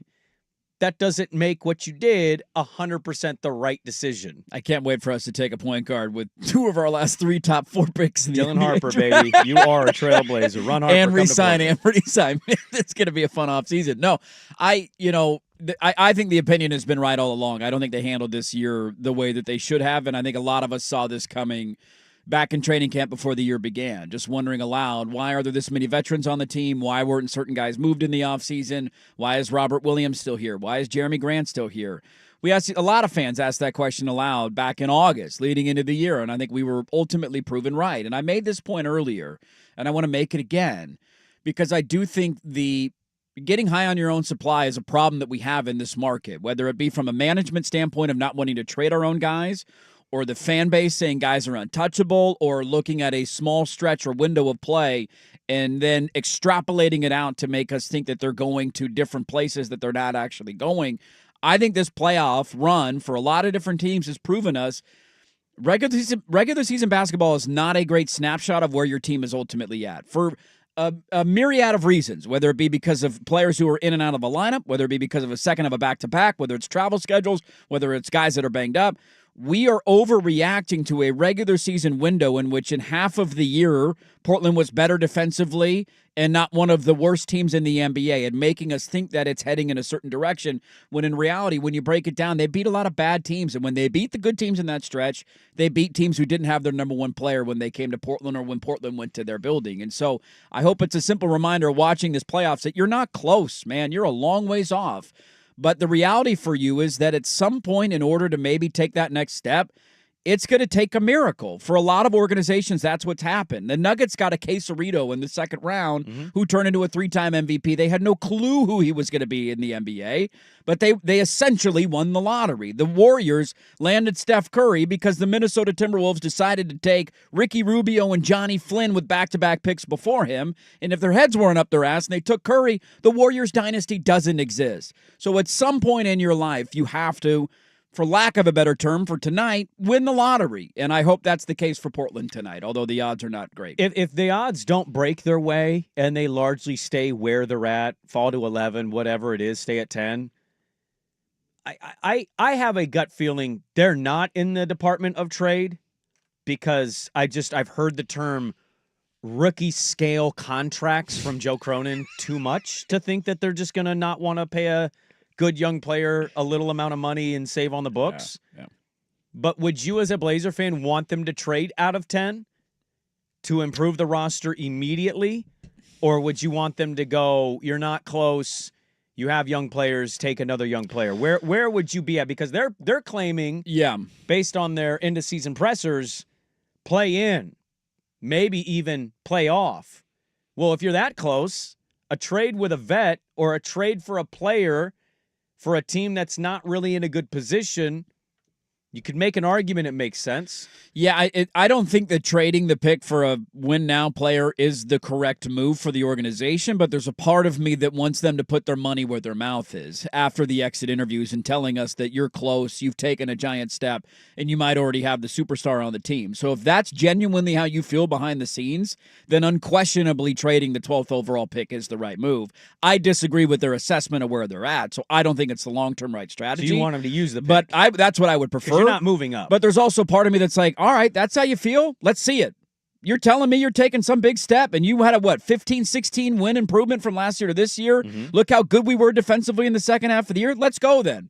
Trade the pick and go win next year. Let's see what you got. I want them to put their chips in the middle of the table. Worldwide Wob is a internet personality. I think he does some show stuff on one of the gambling networks. But he's a great follow. He's a he's a diehard basketball. He's a Knicks guy, but he does a lot of content. He's an NBA sicko. I wonder often when I see his stuff, I'm like, how does he have a life? Yeah, just constantly. Like the length of the season paired with the content he gives out, I'm just like, do you do anything for fun? Well, also live narrating occasional police chases. Yeah, like out of nowhere. All right, we got birds in the air. He proposed a trade yesterday, and it sent Blazer fans through the roof. He wants the Blazers to trade Ant, and in return, we get Reed Shepherd, Jabari Smith, and their first round pick. I mean, I would do it. Yes. Where do I sign? Give me a piece of paper. Let me sign it. So where do I sign it? My follow-up here is like, why would Houston trade I don't get it. Their third pick from a couple years ago, their third pick from last year, and a first for a 19-point-per-game guy who doesn't really run offense. Yeah. And, man, when he doesn't hit a shot, he doesn't do anything for you. I mean, I guess the follow-up I would have to that, I agree with your overall assessment. This trade won't happen. We're probably going to give Ant an extension and draft a point guard in this draft. That's what I'm mentally preparing myself for the offseason. Reed Shepherd, if I'm right, didn't play a ton this year. No. But not because, I don't know if it was because he wasn't ready or if they just didn't need him. Both. I know Jabari's been underwhelming and people have been waiting for, he's like one of those, hey, he's going to turn a corner at some point. He hasn't quite turned the corner. Mm-hmm. And where's their first pick going to be this year? Well, they have Phoenix's pick. Yeah, you're not getting that pick. I'd probably be a future pick then. I don't know. Sure, but if it's this year, I mean, it would be their pick, correct? Don't they have their pick and Phoenix's? I don't know how that works. If Houston moves up at all, why the hell would you give all that? They're not going to give that. They're not. I was saying if their pick was like 28th or 27th or whatever at the end of the first round, then maybe it makes sense for them. Yeah. Because you're giving up two guys who you have no clue if they're going to turn into something. And I think there'll be we'll see what happens with Giannis this offseason. There's going to be a secondary market. We see this a lot in baseball and in the NFL. Well, we have a relationship with Milwaukee, too. Don't overlook that. Yeah. Whoever you've traded with in the past, relationships matter in that industry. They do. So if Giannis is to indeed get traded, yeah. Why would Portland not be calling to try to be a third team? Let me get some scraps here. Or somebody doesn't win the Giannis sweepstakes and, hey, we need another player. Like, we need to take a next step. Yep. Who are we looking for? How about a guard who can score 20 a game? But Gary Trent. He's going to sign an extension in Portland. We'll get Gary Trent Jr. back. Let's bring him back. Here we go. Let's bring him back. Will he catch a pass at the end of a game and blow it again? I don't know. But every time he touches it, he will shoot it. That much I know. It's exciting. That ball's going in the air. Let's talk with Eric Gunderson, Blazer Banter. It's draft lottery day. I know the percentage chances aren't in Portland's favor, But I'm sitting here and I'm just like, please, please let us capture the flag. Eric Gunderson gives his thoughts for the Daily Ticker coming up next on The Fan. This is a PGA Championship Week edition of Dirt and Sprague. Brought to you by Langdon Farms Golf Club. Now, from the George McCoy at Warren Allen Sports Desk, a Sports Center update on 1080 The Fan. Brought to you by Laurelhurst Market Steakhouse and a butcher shop. A great spot for any occasion. And don't forget, you save 10% on your butcher shop order when you dine in. Menus and more at laurelhurstmarket.com. First on The Fan, yes, Trailblazer fans hoping to get a moment tonight. The NBA Draft Lottery to take place, determining their draft position next month. Portland with just a 3.8% chance of landing the number 1 overall pick. They have a 16.9% chance to land any of the top 4 picks. Those ping pong balls start hopping at 4 this afternoon on ESPN. That'll be followed by a pair of Game 4s in the NBA playoffs at Madison Square Garden, 4:30. Celtics try to even things up with the Knicks. They are 6.5-point favorites. You can hear that one on 910 ESPN Portland. The Nightcaps in San Francisco. The curryless Warriors trying to stay in it with the Timberwolves, who lead 2-1 and are 5.5-point road favorite. 7 o'clock tip on ESPN. NFL building up to their full schedule release on a Wednesday afternoon. The season opening opponent for the Philadelphia Eagles was announced this morning as the Dallas Cowboys. That'll be Thursday, September the 4th on NBC. More sports scores and stories in 30 minutes. Jason Swigart from the George McCoy at Warren Allen Sports Desk. Hurt and missing work. Insurance companies acting like jerks. Don't call your mom. Call George McCoy at warrenallen.com. Jump back to earlier parts of your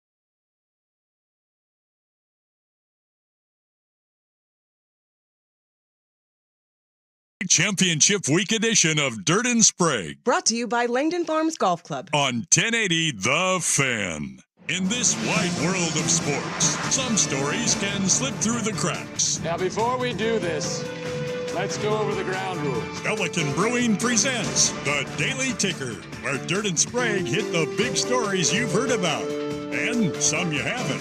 How'd you do that? Actually, I'm not even mad. It's amazing. The Daily Ticker with Dirt and Sprague is poured by Pelican Brewing. Soak in the sunshine with the return of Pelican's seasonal beer, Pelicano. Available in clear glass bottles for refreshment you can see.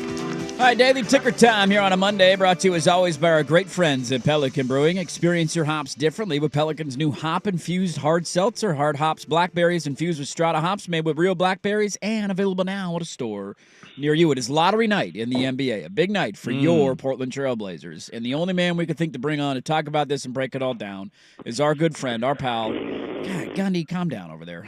Eric Gunderson, at Blazer Banter on Twitter, the Blazer Banter Substack. Go give him a follow. Gundy, good morning to you. Let's start with a vibe check at 7:36 on this Monday lottery day. What are the vibes like over at the Blazer Banter Studios? Hey, you know what? We're positive. We're feeling like, even though it's raining right now, we're feeling like after Peyton Pritchard's amazing Game 3 performance at the Garden, the basketball gods are shining on Oregon. And I think who did Cooper Flagg grow up rooting for? The Boston Celtics. I mean, guys, I'm telling you, it's all happening. It's gonna happen. That was the weirdest tie-in to Portland getting success that I've ever heard in my life. I feel like I just asked a good buddy who is clearly in a bad relationship how their relationship's going, and they're like, no, it's great. It's great. Things are great. She doesn't have sex with him. She just kisses him once in a while. They're friends. She's wonderful. She doesn't yell at me at all. Dude, it's interesting because Dirt largely and loudly as this show's representative. There's a narrative on the show because Dirt is like, I don't get what they're doing. Why did we do this last year and the year before, but we didn't do it this year? Don't get it.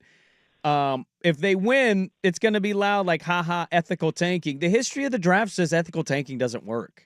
So, I'm very curious why this is a narrative. Hey, calm down over there. And also, just if those people are going to be loud, if they do win the lottery, what are they going to say if they fall to the 11th or 12th spot? Then I guess it's pitchforks out and everything was a waste of time, and that's the other side of it is and I think I'm of two minds about it. Yeah, it would have been nice to have the best odds. But then you also look at, you look at a team like Indiana that doesn't ever tank. And yes, they got lucky with the trade to, Halliburton is this guy, but they've made a ton of moves. I mean, they play 11 guys and it's and they never tanked, and they eventually had to go from restarting to being good again. And it's you don't just get there overnight, even if let's say Portland hadn't made the Avdia trade and they didn't have any of the success and they fired Chauncey and they're in this situation with a brand new coach and all of a sudden Cooper Flagg falls in their lap. That's going to be great, but they're still probably going to be a 30-win team in year one with Cooper. And so I do think that there is something to be said for building a little bit of an identity and a foundation. And I know that a lot of people will oh yeah, well they, did a lot of that at home and they beat a lot of bad teams, and that's true, but they also weren't beating those bad teams last year. So I do think it is a little bit of progress, even if you want to get mad about the fact that they, were playing guys late down the stretch, especially that last road trip, which was just what are we doing? Playing guys 38, 40 minutes on the road in Atlanta when Atlanta needs to win that game. It was just there a lot of stuff that down the stretch that I was really pissed about, but I mean, yeah, this is I'm trying to be positive about it, but no, I'd rather be realistic than positive. Positive is obviously we all want Cooper Flagg here. Whether you root for the Blazers or you cover the Blazers, the Great White Hope would be incredible. It would make the storyline a lot more interesting, a lot of fun. But also, we don't need to, lie about it. I think you're getting at kind of the point that we've been making all year of what is What's going on here? My favorite tank at the end of the season was when they tried to win a game for 4 quarters and then decided to tank in overtime. Utah. Once The it Utah went game. to overtime, Yeah. they're like, now let's lose the game. Yeah, let's pull Shaden out that he's played like 40 minutes, and it's like at least they learned their lesson from last year where they played Shaden like 43 minutes a game and then he got hurt and then he was out for the season. And so like I guess you can call that some growth. Can I ask you if they get the 10th or 11th pick, would you trade it? I'd see what I could get from it. I mean, I am of the opinion though that like unless you're getting an upgrade for that, like a real upgrade with like packaging with someone else, I wouldn't necessarily love doing that because let's say they actually do make good on their goal next year of making the playoffs or making the play-in and being in that mix. This is probably going to be their last chance to get a top 10 pick. So like getting a guy, and it's like, this is also why you draft Schmitz. I know that, or why you hired Schmitz. It's like you hired him, yes, because he knows the best stuff, but I think one of his biggest assets lately, or as a tenure with the Blazers, is finding guys that the rest of the league doesn't value as much as he does. And like Tumani being a great example. I know Phoenix drafted him, but in making sure that they got him, I think that it would kind of be a waste to give up that top 10 pick unless you're actually getting someone who's like a starter caliber type player out of it. A little bit like what happened with Denny last year. That to me is the only reasonable way that I could see them trading the pick, but I would not do it to salary dump Jeremy Grant. I don't think I would do it to, make a minor upgrade for like a specialist. Like I would want to do that for a more of a complete player if you're going to give up the 10th pick. Interesting. Especially in a draft that's deep. Yeah, we're talking with Eric Gunnarsson, our good buddy, Blazer Banter on Twitter. You go give him a follow. Blazer Banter Substack.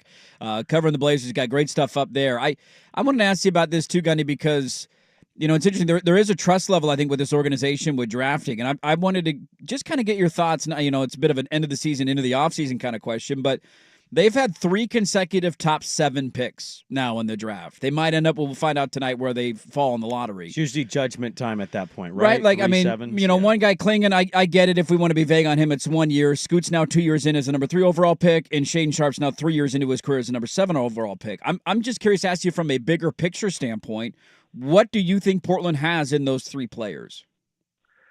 I mean, I think with Klingon, they've definitely got like a dude who's going to be a problem and a guy that you need in a West that will soon be dominated by Victor Wembanyama.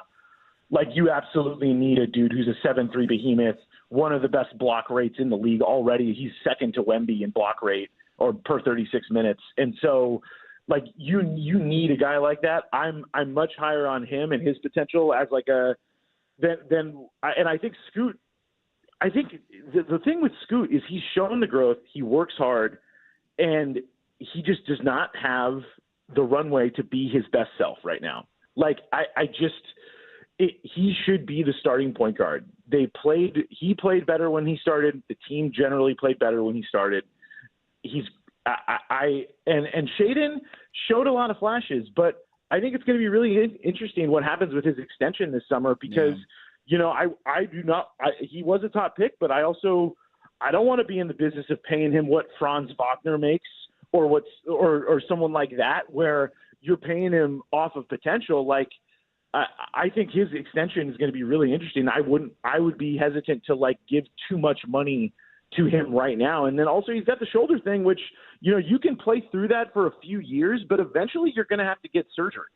And that's 9 months for shoulder surgery. That takes you out. And so I'm very positive on Scoot and Klingon. I think there's a lot there. And Shaden has the talent to be amazing and has shown it. But I am a little, I'm definitely a little hesitant about like what an extension would look like for him. I hate to put you on the spot, but you just got my gears turning a little bit here. If they don't move up into the top 4, so they don't hear that 10th pick, or they hear 10th pick is the Trailblazers, because if they don't, they're in the top 4. If they're stuck at 10 and you say you don't want to just trade it for some stuff, is there a player caliber that you could give us that you'd say like, yeah, because I agree. It is a deep draft. And maybe Schmitz has identified, one of these European players that played in college and says he's going to fall to us and he's going to be perfect for us. Maybe that's the case. Rookie scale contract's a term you hear a lot with this front office. But also, that's the 10th pick. Traditionally speaking, that's not a player that makes an all-star team. So is there a caliber player in your mind that comes to your mind when you think about trading that kind of pick? Man, that's a great question, Sprague. One guy that, and it's going to be tricky because I think he has a player option. Like one guy that I thought of is Naz Reid. But I don't think you could do an opt-in if he opts in and then you extend him after the fact. And he's extremely good. He's another big. He's a big that can shoot, so you can play him with Klingon. That is a guy that comes to mind to me. And then, then you're also getting into the conversations that a lot of people have had about like Zion Williamson. Like, is that a guy that you're willing to say like, hey, he's got some health issues. He's got the questions, but also his contract's kind of a football contract. You can pretty much get out of it any summer in the next like 2 summers if you want to. And I think that could be a guy to look at who, people are speculating is not going to be long for New Orleans, although, Joe Dumars came out and was like, oh, we're actually, that's not true, like to, make sure that the offers are better. But I think a guy like, that is a kind of caliber player. Now, obviously, you'd have to throw in a little bit like another guy just to make the money work. But, Zion, Naz Reid, those are guys that I'm thinking of right now as good enough or really good. That would be like best case scenarios to get someone like that with the 10th pick and a player. But, because Denny didn't come cheap. Denny cost 2 first-round picks last year. So maybe, it could be more expensive than that, but maybe someone like Simons, maybe you throw 10 with Simons and you get, I don't know, you get Anthony Black, maybe you get a couple of first-round picks and you can make it work that way. I'm kind of spinning right now because that Sprague, you caught me off guard. I should have texted you that. I'm sorry, and I know Naz Reid. Okay. I think Naz Reid to listeners is like, Naz Reid, really? And I'm like, Reid's a good player. Do you know if we're gonna get a player as good as Naz Reid at the 10th pick? Because I don't. That's like I think that's your high end. I'm with you on Zion. You've hit well. Zion would love our strip clubs too. On top of it, last one for you, Gundy. Put you on the Casas Diablo. Give me a proclamation here. What pick, according to Blazer banter, did the Blazers end up with tonight? They're gonna get 4. Oh, there you go. And you want them to take who? There you go. Come on, give me a name. Man. I'm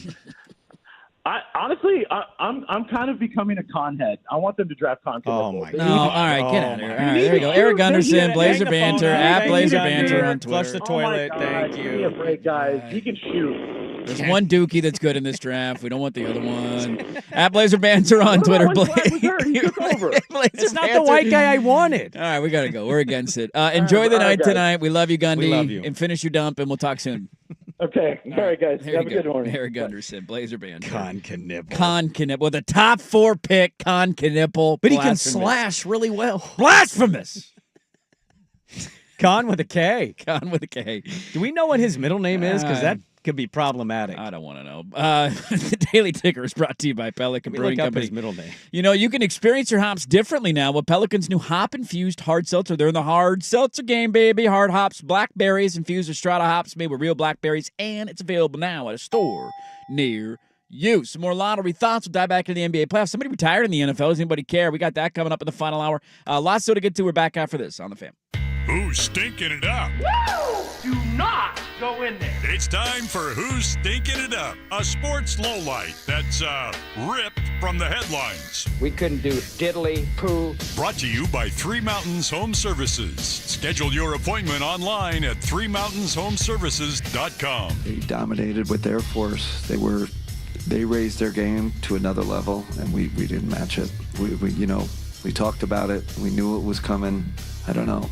Yeah, Kenny Atkinson there. Cavs stinking it up today. Brought to you by Three Mountains Home Services. Getting absolutely blown out in Game 4. This series now feels a little over. 3-1 going back to Cleveland. I mean, they're down 80-39 at the end of the first half. Evan Mobley, who's supposed to be a star in a pivotal game that decides the end of their season, potentially had 10 points and 5 rebounds, 3 of 7 from the floor. Inexcusable performance. Hey, schedule your AC tune-up now for this deal with 3 Mountains Home Services. $59. Call 3 Mountains today and pay only $59 for your AC tune-up. Don't get stuck in the heat this summer with a broken AC. Schedule an appointment today at 3mountainshomeservices.com because they make home services delightful.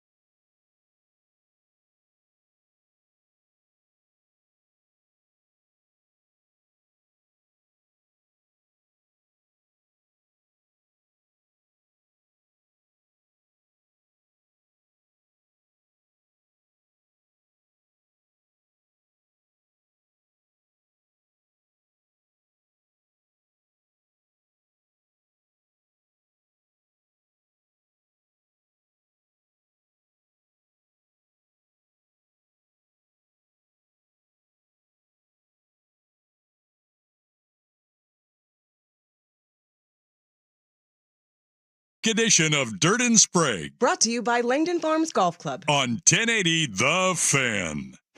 It's crunch time. Let's go! Where Dirt and Sprague crunch the hot topics you want to hear. What's the pressure? Don't sit here and act like there's no... We get nervous teeing off in front of a gallery on the 10th hole at Eastmoreland. Crunch time, brought to you by Crunch Fitness, with memberships as low as $9.99 per month. Find your Crunch Time in Portland, Vancouver, and online at crunch.com. Hey, Crunch Time, brought to you by Crunch Fitness. Memberships as low as $9.99 a month. You can find your Crunch Time in Portland, Vancouver, and online at crunch.com.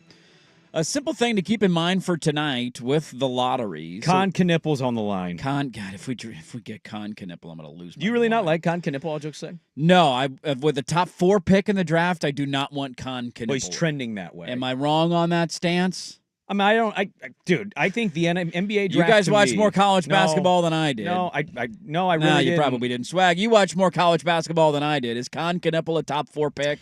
Well, Is that a hold superstar in the on. NBA? Well, That no. I don't know yet. We don't know if simply the top 4 because players are he's a superstars. freshman. Well, I'm not saying we know. Obviously, it's all an unknown. Whether you have the number 1 pick or the number 10 pick, you could end up with anything. I think it's quarterback.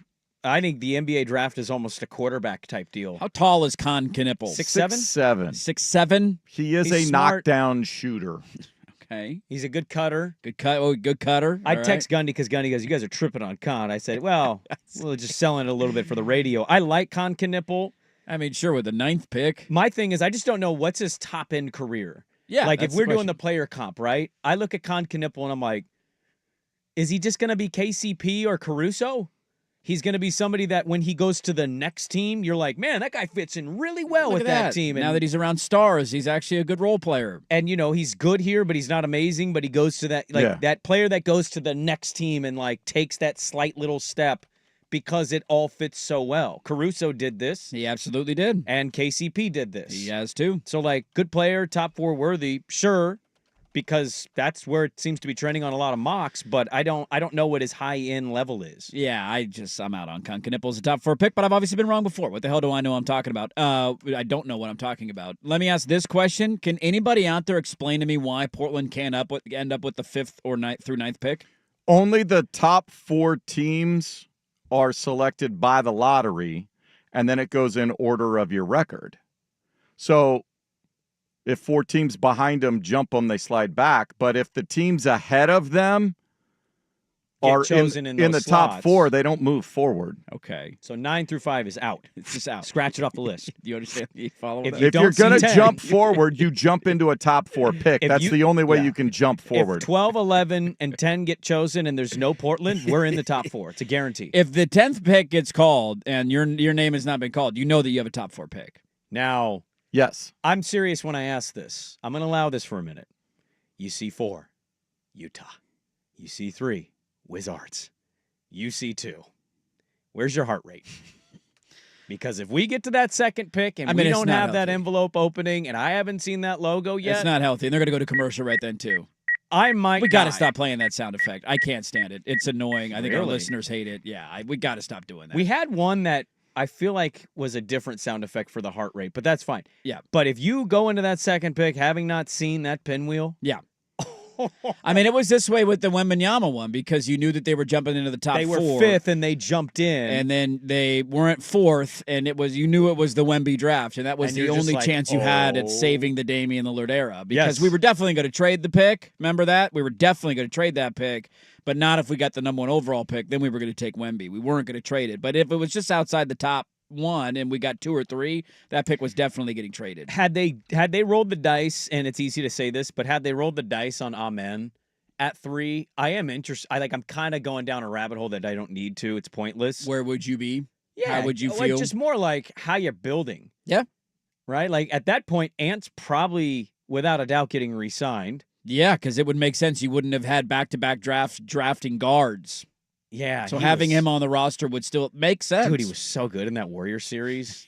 It's like going into the offseason if I'm a Rocket fan, like, awesome, we've got Amen Thompson. Dude, I think you're building around. I think they're genuinely building. Like that's they're the building move. with him and around him. Yes, I think absolutely. he's the focal point instead of maybe Jalen Green going forward, which is wild. I That's how might good he's not been. breathe if they get to the second pick and I haven't seen the logo. I might not breathe until I'm letting out a yell. Teddy's going to see me in a light tonight that he's never seen me in. He's gonna wonder why Dad's crying. He's going to want to screaming. know what's going on Yeah. here. He's going to have to console me. Give me the bottle. Give me the pat on the back. Then he's gonna be a Nepo fan host, and he's gonna be like, "I remember the draft. Dad was crying. I'll never forget it." Never Like, how old were you? I was 1.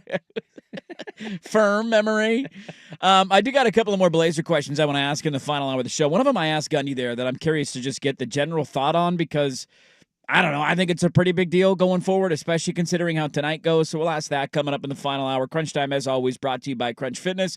Memberships as low as $9.99 a month. Did you know you can find your Crunch Time in Portland, Vancouver, and online at crunch.com? We have not yet talked about the sad Bing Bongs on Saturday. How are our Bing Bongs doing? The Knicks feeling great. Sky's the limit. And then Boy, I was so excited for something that just absolutely Never happened. Absolutely sucked. That game was terrible. Talk about killing vibes. So how does it go tonight? Do they take a 3-1? Do they pull the Indiana card and say, hey, yeah, sure, game 3 was bad, but we come back and win game 4? Or is that all of a sudden a tied 2-2 series and you're like, oh, the Knicks are definitely going to get eliminated by the Boston Celtics? Is it going to be in 6? So we'll have some more on that. A player in the NFL retired, more lottery thoughts, loaded final hour. Don't go anywhere. Dirt and Sprague on 1080 The Fan.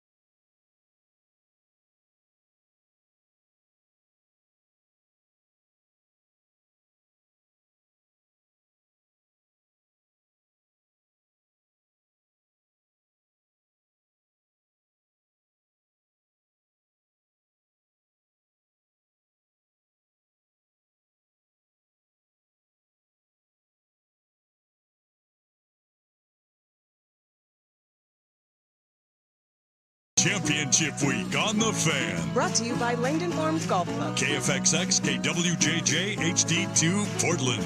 An Odyssey Sports Station. Now, from the George McCoy at Warren Allen Sports Desk, a Sports Center update on 1080 The Fan. First on The Fan, what does fate have in store for the Trailblazers tonight with the NBA Draft Lottery to determine their position next month? Portland with just a 3.8% chance of landing the number 1 overall pick. They have a 16.9% chance to get any of the top 4 picks. Those ping pong balls will start hopping at 4 this afternoon on ESPN. Followed by a pair of Game 4s in the NBA playoffs. Madison Square Garden first up, where the Celtics try to even things up with the Knicks after taking Game 3 in New York. Boston 6.5-point favorites, 4:30 tip. You can hear that game on 910 ESPN Portland. The Nightcaps in San Francisco. Warriors still without Steph Curry, trying to stay in it against the Timberwolves, who lead 2-1 and are a 5.5-point road favorite. 7 o'clock tip on ESPN. Sunday, the Pacers put an all-time playoff whooping on the Cavaliers. They led by 41 at halftime and then coasted to a 129-109 win and a 3-1 series lead. Questions about the availability of Spider Mitchell.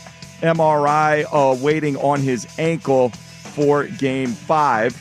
The Thunder even things up with the Nuggets in Denver, 92-87. They'll go back to OKC for Game 5 on Tuesday. More sports scores and stories in 30 minutes. Jason Swigart from the George McCoy at Warren and Allen Sports Desk. Hurt missing work. Insurance companies acting like jerks. Don't call your mom. Call George McCoy at warrenallen.com. It's back, the 11th annual Fan Golf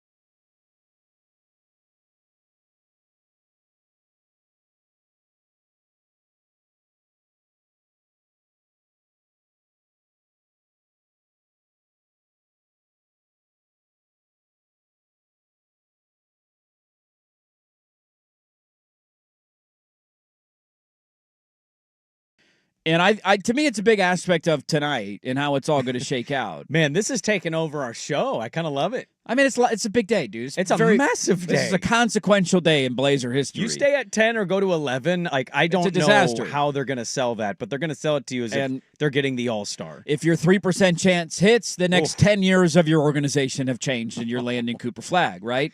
We have had 3 consecutive top 7 picks, 3 in a row. Now, we got a chance, if we jump into the top 4 tonight, to have 4 consecutive top 7 picks. Maybe we end up 10 through 12. We'll see. Yeah. You have taken Donovan Clingan, Scoot Henderson, and Shaden Sharp. Yes, correct. The organization will tell you the superstar might be on the roster. We don't need to have a top 4 pick because we might already have our superstar. I'm just genuinely asking, like, look, the revisionist history it's easy for people to poke holes in, but it's also what you do. Like, you brought up the Thompson brother earlier in the show. He was the 4th overall pick directly behind Scoot Henderson, and he is off to a phenomenal start in his career. Not that Scoot's book has been written and we know who he's going to be in the NBA, but there is a bit of buyer's remorse there, I think, of a wing who maybe Houston is going to build their team around 3 years or 2 years into his career, as opposed to a guard who can't even crack the starting lineup at this point going into year 3. Not all of that is his fault. We refused to trade Anthony Simons. How do we feel about this organization's ability to evaluate talent and draft players depending on where they end up tonight in the lottery? I think the tough part with that question is everybody would answer that and say, great. They feel great about it. And that's my follow-up is why? Why do we feel great about that? Because they got Denny Avdia in that trade, and did you know his contract goes down over years? Sure, but he wasn't a draft pick. They traded capital to go get him. You asked see, that's where that question will get you in trouble if you're looking for draft specific. If you just say talent evaluation, I will point to Tumani Kamara and I will point to Denny Avdia. The rest of it, man, I don't know if I'm exactly with Gundy, but I don't think you can have any conclusion one way or the other on Clingan after year 1. Sure. I think there were some real positives. I think there were moments where you went, are you a 6.11 rebound, maybe a block and a half per night guy who plays 29 minutes? I don't know if that realistically gets you in the title conversation.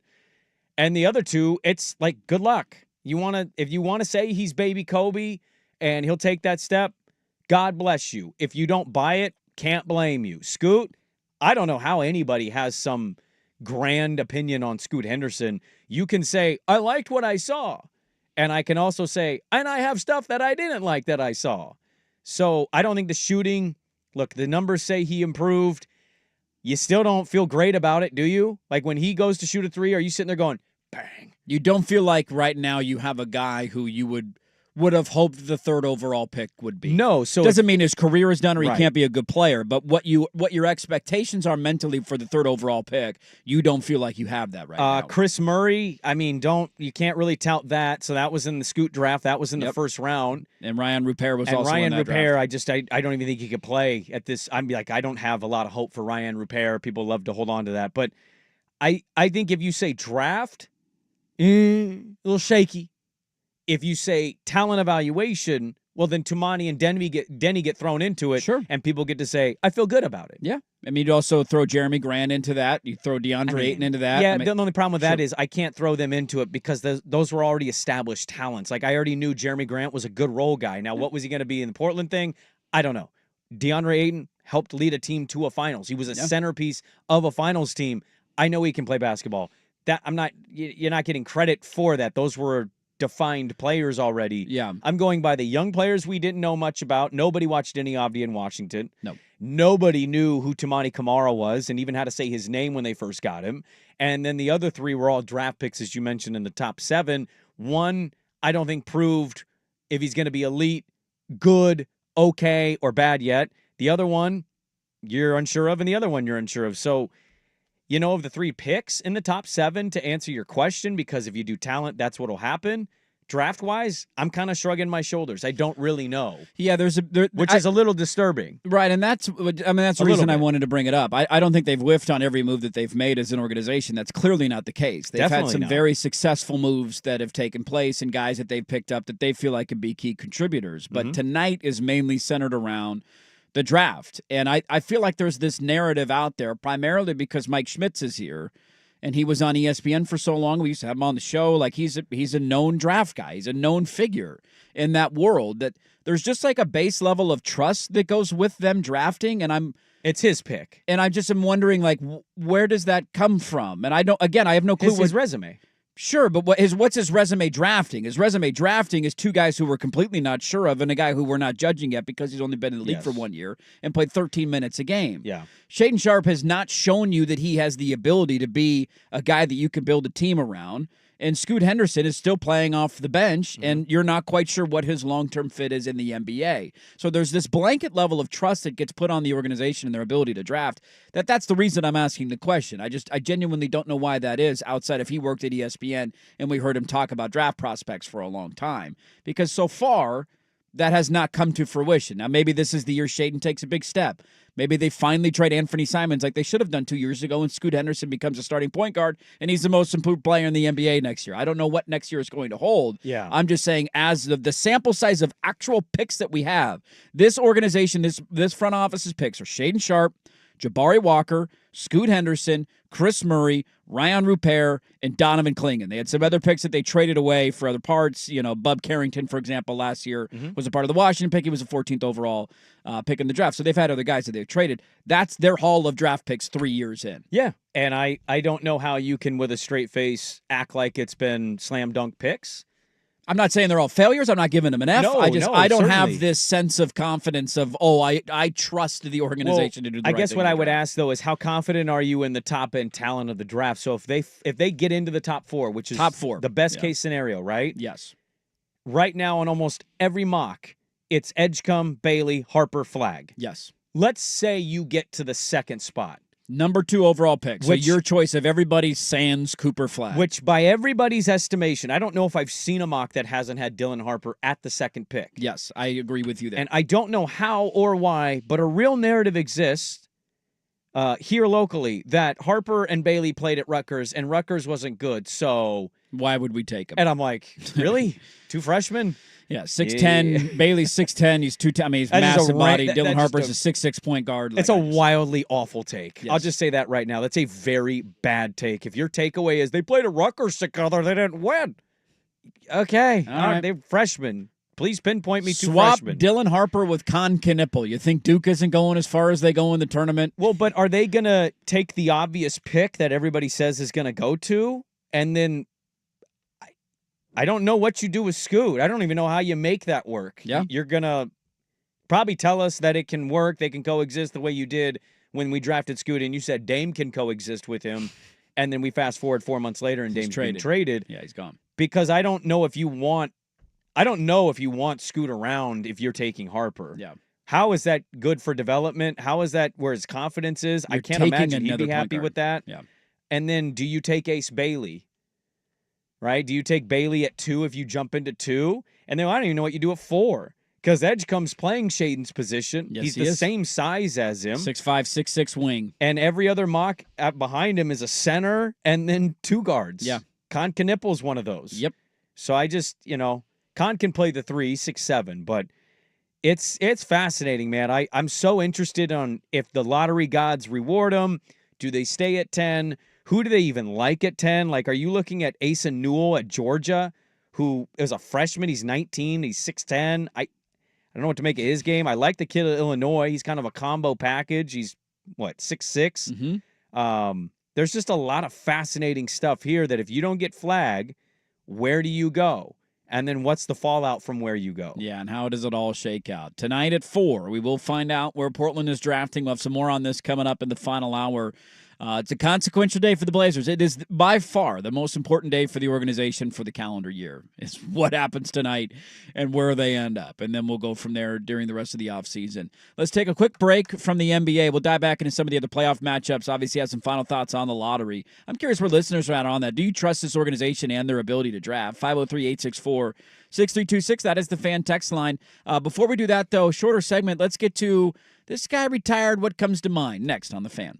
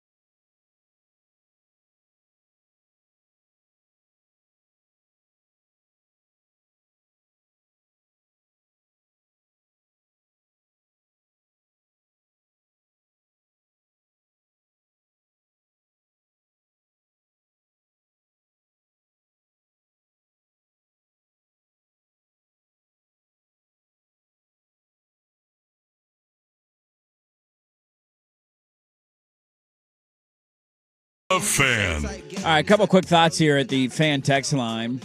We got this one. I think the Blazers need a number one, not necessarily superstar, but a clear-cut last-minute need a bucket guy. They have a roster of role players, and I hate to be the super sports bro, but they don't have an alpha.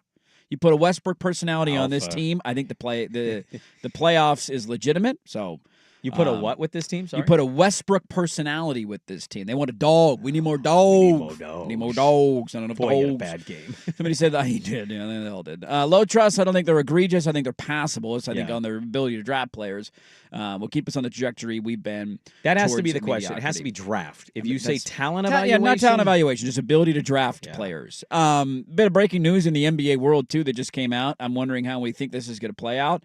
It is being reported that Sir Michael Jordan, the GOAT, according to some, will be joining the NBA on NBC as a special contributor. What does that mean? My man, Michael Jordan. Is he going to be on with Ahmad Rashad? Are they going to do the show together? I'd be love kind to of see fun. Michael Jordan interview people. I'd like to see him on a desk talking S about current players. If he's candid I the would've way cooked he this was kid. in his documentary, then I'm all for it. It'd be If great. he thinks everybody's trash, then let's go. How many great players turn out to be actually good analysts? I'll use hockey as an example. I think Wayne Gretzky and Mark Messier are just an absolute waste of space. Now, we're talking about the desk or play-by-play? Like being on the halftime pregame. I mean, not I play-by-play. think that's what makes TNT so good is that, like, even if you're not a huge Shaq guy, he has found what his role on that desk is. He's figured and it so Shaq, Barkley, you cannot. And I just finished the Dream book. Kenny Smith, underrated Dream teammate, but reading about the stories. So you had two-time title winner, league MVP, rebound king, like Charles Barkley leading a team to a finals, and then four-time NBA champion Shaquille O'Neal. Doesn't get better than that. No, you can't top that. No. I think a lot of the hockey guys aren't very good. I think some of the better hockey commentators are the off-the-wall. What about PK Subban? I mean, he's fine. He's entertaining. He's better than Mark Messier. He's the only entertaining one on that show. I'll give him that. Well, what are you after? Like, are you after entertainment or I are think you you're after the name. And when you hire information? guys like this, you're after the name. You're after the name of saying we have Michael Jordan on our pregame show. I don't even know what special contributor means. Yeah, I don't know what he's going to. I'm going to guess it's a lot of pre-produced sorts of things. Because I don't see him coming to whatever studio they're going to do on a regular basis for however many. Well, he's very involved in racing. He has his golf line that's going on. He's got some golfers under his umbrella there. He's a very busy dude. He's got golf courses. I would actually, I'll tell you this, it's not going to happen because special contributor tells me it's what Swag says it's a way. Yeah. I want Michael Jordan, cigar in mouth, bat in hand, Michael Jordan from The Last Dance. Yes, that's what I want. Sitting at the desk being like, this guy sucks. The NBA is so soft. You know, you bark a lot and you're going to come out like that. Wolf tickets. I would have torched this team. I would have put 50 on this kid. He couldn't guard me. Like if you get that That's MJ, the it's MJ I entertaining. need, But if you yes. don't get it, then it's just a name, and we'll see how it works out. Is there anything he could say that everybody wants Michael Jordan? So not gonna really. You know, Barkley gets the crap, and it's unfair because it's such a team sport that people don't give enough credit to. But like the no ring thing, right? That's his how you knock him down. Kobe did it without Shaq, and everybody looks at Shaq somehow and says, you underperformed in your career. He won 4 championships. It's crazy what we do. We also forget that Kobe also did it with Pau Gasol, who was but still, first team All NBA caliber player. Jordan would be he won on his own. Probably the most. There's nothing you could say. No there's no matter retort. what his take is. None. It's Michael freaking Jordan. You're MJ. So I'm gonna go ahead and believe you there. Over the news, we did have a bit of over the weekend we had a bit of NFL news. Did we feel any emotion with Derek Carr retiring? Not a single. No. I kind of was just like, oh, okay. See you later. There's probably more emotion with the fact that Tyler Shuck's going to be their week 1 starting He is. quarterback. How bad are the New Orleans Saints going to be this Their year? over-under's 4.5. Take the over. You going to take the over on that? Yeah. Yeah? Yeah. Jake Hayner, Spencer Rattler, or Tyler Shuck? It's going to be Quite a Shuck. quarterback room. They Give took me him Jake second Hayner. I'm a round. Jake Hayner guy. Give me the Hayne man. They took him second round. It's going to be Shuck. I know they're saying it's open to everybody. If it's going to be Tyler Shuck, that's a I'd have to pull up their schedule. Let's do the schedule game with the New Orleans Saints. No, let's not do the schedule thing.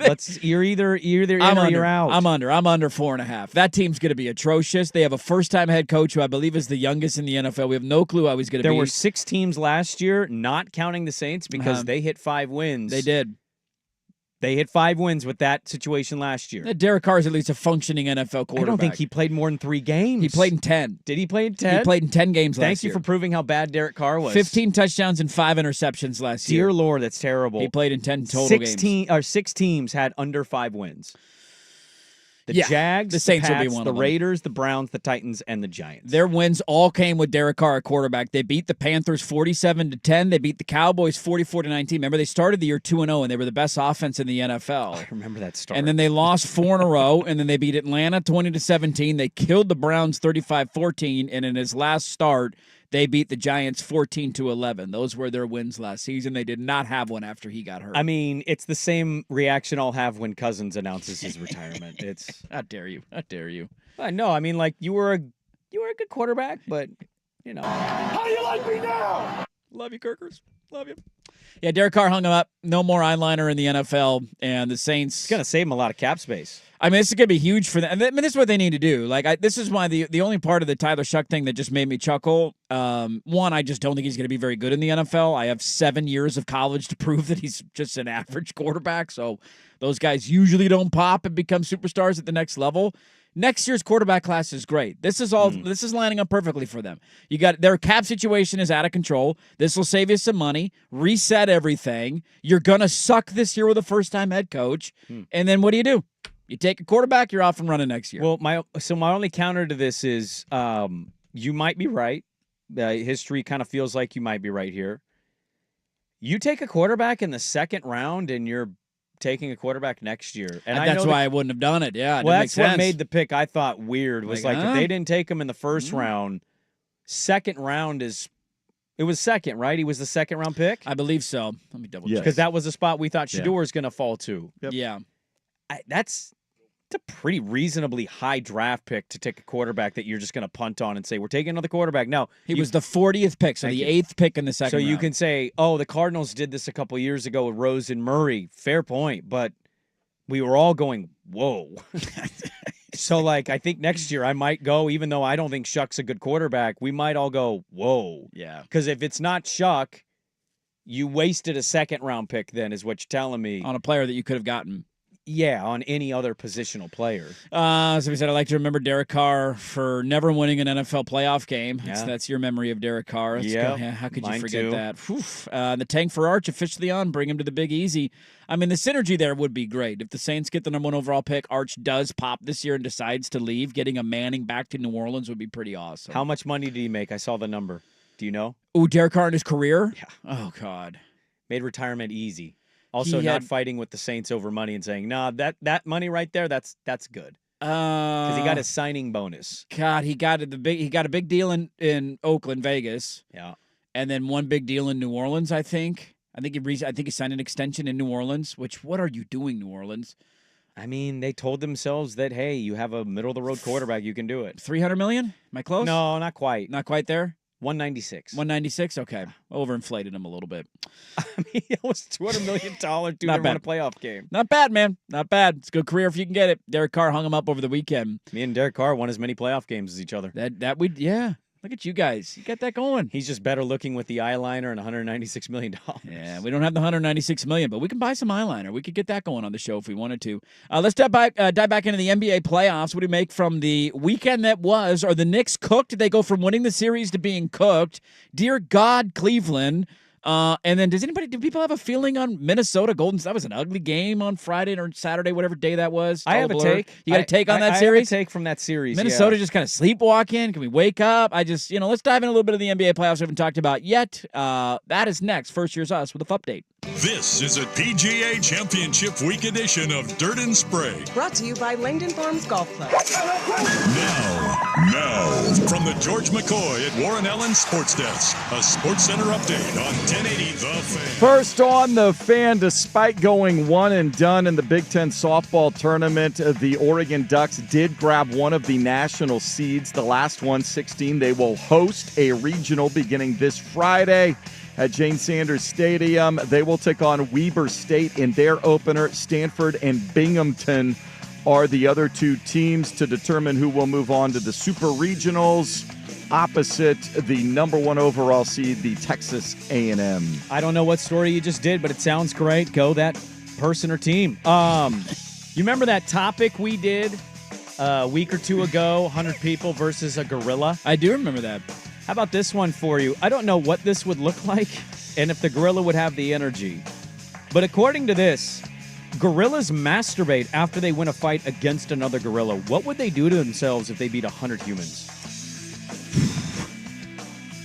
I don't want to know. Let's get it on. In the next step of PR moves, I can't get enough of this story, and I will be watching this. Not live, because I think we'll be on the air when it happens. You know what's going down Friday morning? Exclusive, live on Good Morning America. The story Swag said? We get, no, I don't know what he said. We get Bill Belichick interview round 2 with Michael Strahan. Oh. I can't wait. Jordan Hudson going to pop out of a corner. I think she's going to pop out of the tooth gap. I want her to be... We won't be answering that question. I can't wait to see how awkward and uncomfortable this one is. You going to talk about your relationship now, Bill? More softball, gorilla, and Bill Belichick stories coming up in 30 minutes. Jason Swigart for the George McCoy at Warren Allen Sports Desk. Hurt, missing work. Insurance companies acting like jerks. Don't call your mom. Call George McCoy at warrenallen.com. More, please. Golf.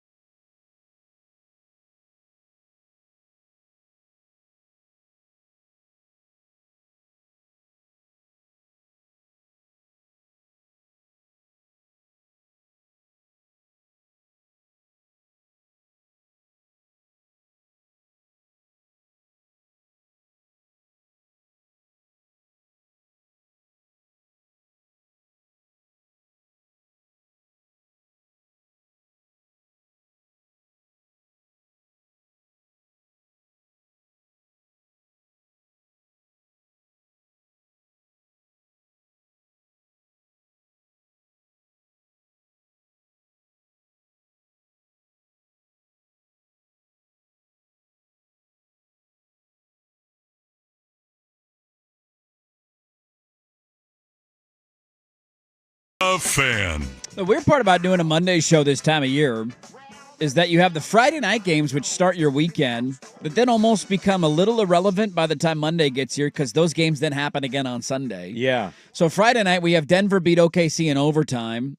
Thunder couldn't get off a shot. Aaron Gordon hits a big three late. That was a phenomenal basketball game. Going down on the wire, Denver takes a 2-1 series lead. You're like, oh, my God. But then the bigger takeaway of the weekend is how ugly the game was early yesterday, and now we got a 2-2 series tie. And if we would have done a show on Saturday, we probably would have been asking the question, are the Cavs back? Here they come. They killed Indiana. That game was over essentially at halftime. Indiana scored 13 points in the second quarter.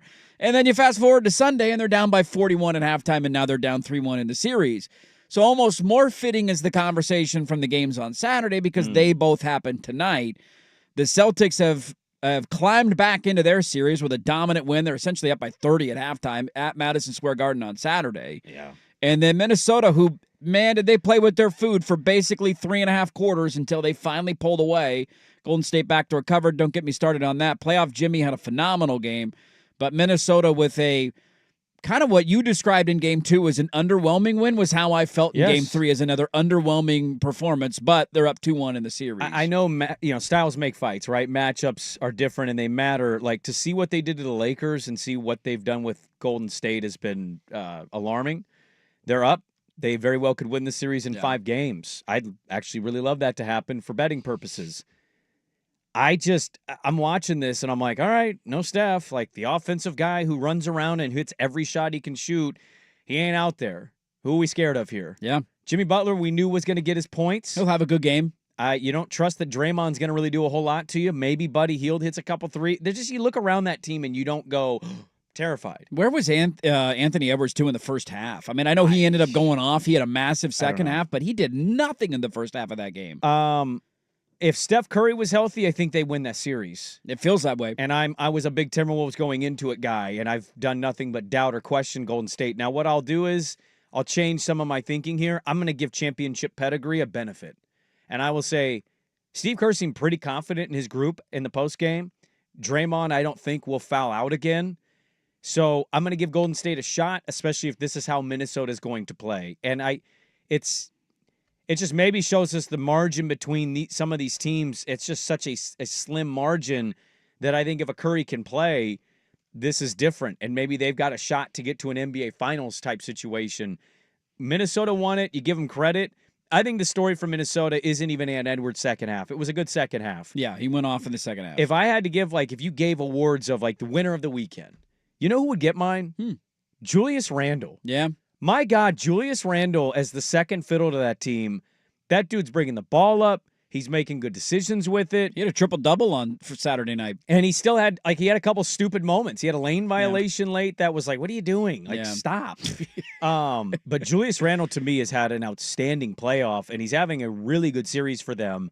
So if Julius Randle's going to play this way, I tend to lean that I think Minnesota can win out. But, again, they've been toying with these games every single night until they're blowing them out, or they're barely winning at the very end. So I'll give Golden State a benefit, but Minnesota's been a little disappointing to me. That game is going to get overshadowed because of how ugly early OKC Denver was yesterday. I believe the halftime score on Saturday night was 42-40, if I'm not mistaken, between Golden State and Minnesota.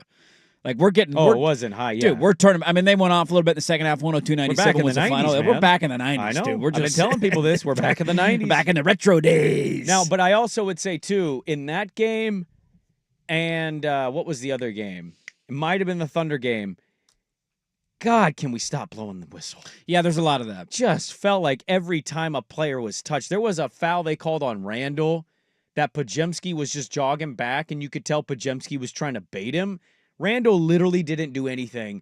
Podziemski falls, clear flop. Yeah. And the ref immediately calls it off. And I'm just like, come on, man. I feel like you can even see Randall turn around and go, you can't call that. Yeah, give me a break. In an NBA playoff game, give me a break. I feel like they can't make their mind up. They're caught in between stretches where you can essentially tackle guys in the paint and you're not going to get a foul called on you, and then stretches where all of a sudden the whistle's getting blown every 17 seconds. Yes. On every possession. I'm like, can we just even this out a little bit? Spread it out just a hair. Are the Knicks cooked?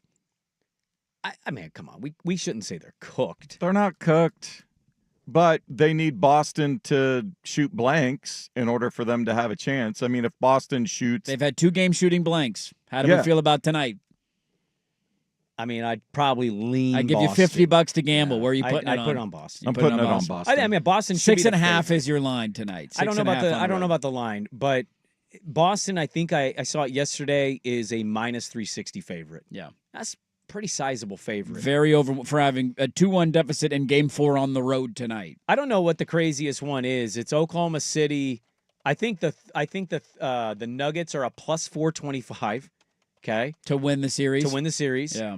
I want to say Golden State's plus 625. Yeah, no Steph. That makes sense. And New York would be like a plus 240 or something. Be a fun little parlay. Put a couple bucks on it. How do you not gamble on the Nuggets? See what we got. Yeah, I think it's going to 7. So let me ask you this: so that the second round of the playoffs has been. I mean, we've had a couple of duds, couple of blowouts here and there. Like yesterday, Pacers and Cavs. Cleveland, Indiana's been disappointing. Dude, what are we doing? A lot of blowouts in that series. Yeah. Mixed with one of the craziest games of the playoffs so far. That Game 2 win by Indiana. It's like I still can't wrap my head around how that happened. That's never happened. So there's been great moments and ugly moments and good games and bad games. I asked you, I remember going into the second round, both of you, what upset would be the biggest surprise? And I think Knicks over Celtics was the answer, if I'm not mistaken. I think you would be correct. I think that was the number one answer. Now that we're 4 or 5 games in, give or take, 3, 4, 5 games, wherever we're at, what has been the biggest surprise of the second round? Is it OKC struggling to beat Denver and that being a 2-2 tie?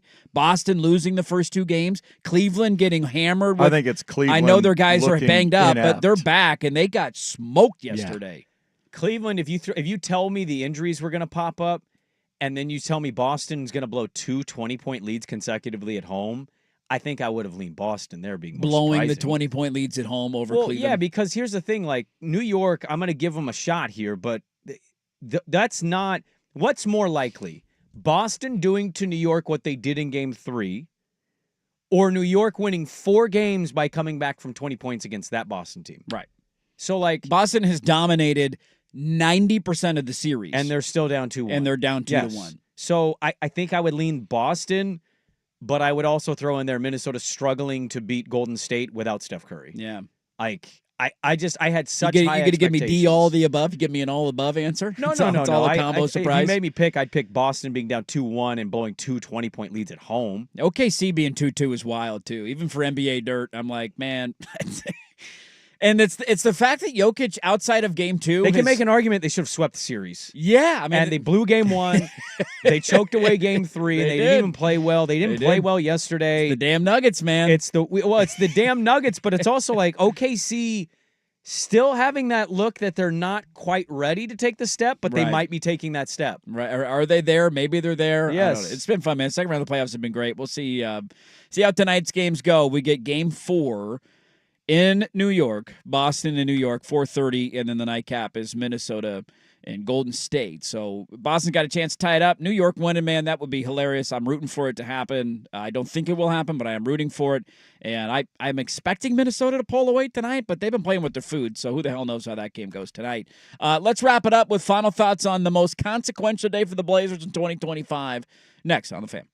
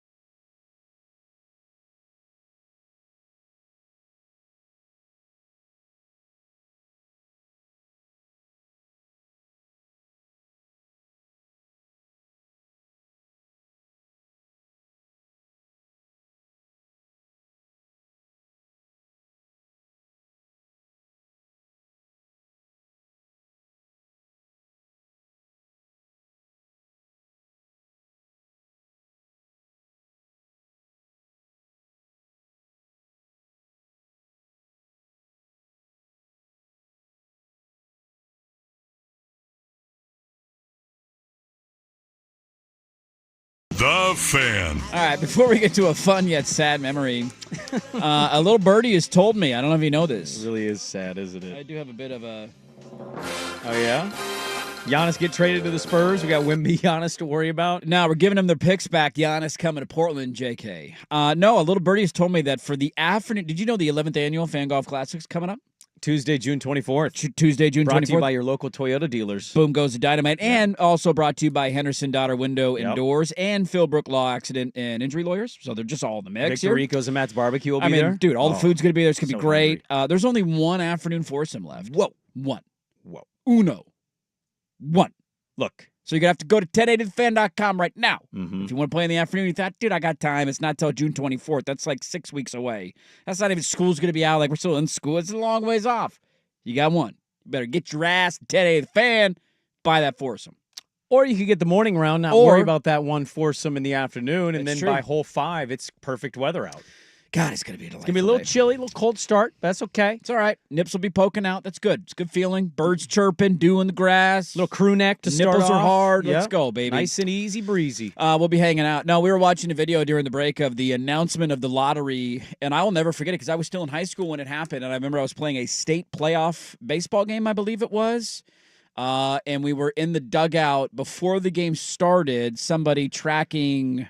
We didn't have smartphones then. It was just it might have been the live broadcast. Might have been the live broadcast. I can't. Yeah, maybe we're listening to the radio and reacting pregame before we went out to go warm up for the playoff game to the Blazers getting the number 1 overall pick. And the memory of the joy of that day and what it meant and how much we celebrated, just to remember of like, how it ended. God, that was depressing. It ended in the most depressing way I have humanly possible. A still shot video because I was watching this on Twitter with somebody we follow, and I watch this every year, and I have for the last 4 years, which tells you about the Blazers. But I'm watching this video, and they're building up, and they just found out they have the 1 pick. I have it exactly paused. Barrett, arms both up. Barrett's hand in the air. Rice, arms both up. Antonio Harvey, arms both up like he's Stone Cold Steve Austin. Everybody losing their rest. Oh, we got the number 1 pick. And then to know how all of that just unfolds is like... Yeah, knowing the final chapter of that book makes that a really depressing chapter. It just makes it super sad, man. We threw It's him such a a parade. happy day. We drafted him and threw him a parade in Pioneer Square, which Guess what we do if we get flagged tonight? We're throwing his ass a parade. Darn right. It's the only parade we're going to get, all right? So I got to see a parade in his lifetime. I haven't. When I was over at X Golf last year, I had Barrett on the golf podcast, and I remember asking him about this, and I brought up, and I said, you need to do, like, we need a Barrett and Rice live stream somewhere every year for the draft lottery. Give me those two guys, celebrate cocktail in hand for Mike Rice, yelling at an official. Bring back the nostalgia. I think Rice is pulling off the Catherine O'Hara playing people for their Michelob Ultras. That's his role thing. now. He's hustling I think people. He's in Florida playing tennis, just stealing beers for off some people. light beers. Way to go, Rice. All right, final thoughts here, gentlemen. Yes. And ladies. Yeah. There is no chance that Portland ends up number 5. There is no chance Portland ends up number 6. There is no chance Portland ends up number 7. There's no chance Portland ends up 8 or 9. Your chances tonight are 10, 11, 12, 13, or 14, or 1 through 4. Final verdict on a Monday, consequential day. We're here tomorrow. We're talking about it right out of the gate. Happy tissues or sad tissues? Happy tissues. Top 4 pick, according to Jason Sprague. Number 3. Number 3. Woo-hoo-hoo. God, who do you take at 3? You have... You just go Ace Bailey, and you just hope for the best. A 4.37 chance at the number 3 overall pick. And then the debate begins. Do you package it and trade it, or who do you take? Dude, you do not trade a top 4 pick. They're not. Please They're don't not trade going a top to. 3. There's No, not. I'm just saying the Do not debate do it. will begin. There's no debate. They will use a top 4 pick. That's who this team is. On Con Knipple. I'll just be Bummer Brandon. They stay exactly where they are. They go to 10. Right at 10? They stay at 10. You know, look, it's been a season of poopy pants. Mr. Poopy Pants, as you're known in the streets. I hope I'm wrong. I hope my pants are not filled with poop tonight. But I've had a year of poopy pants, so I might as well finish my year of poopy pants. Oh. I'll say they end up slipping a spot to number 11. Number 11 tonight. So depressing.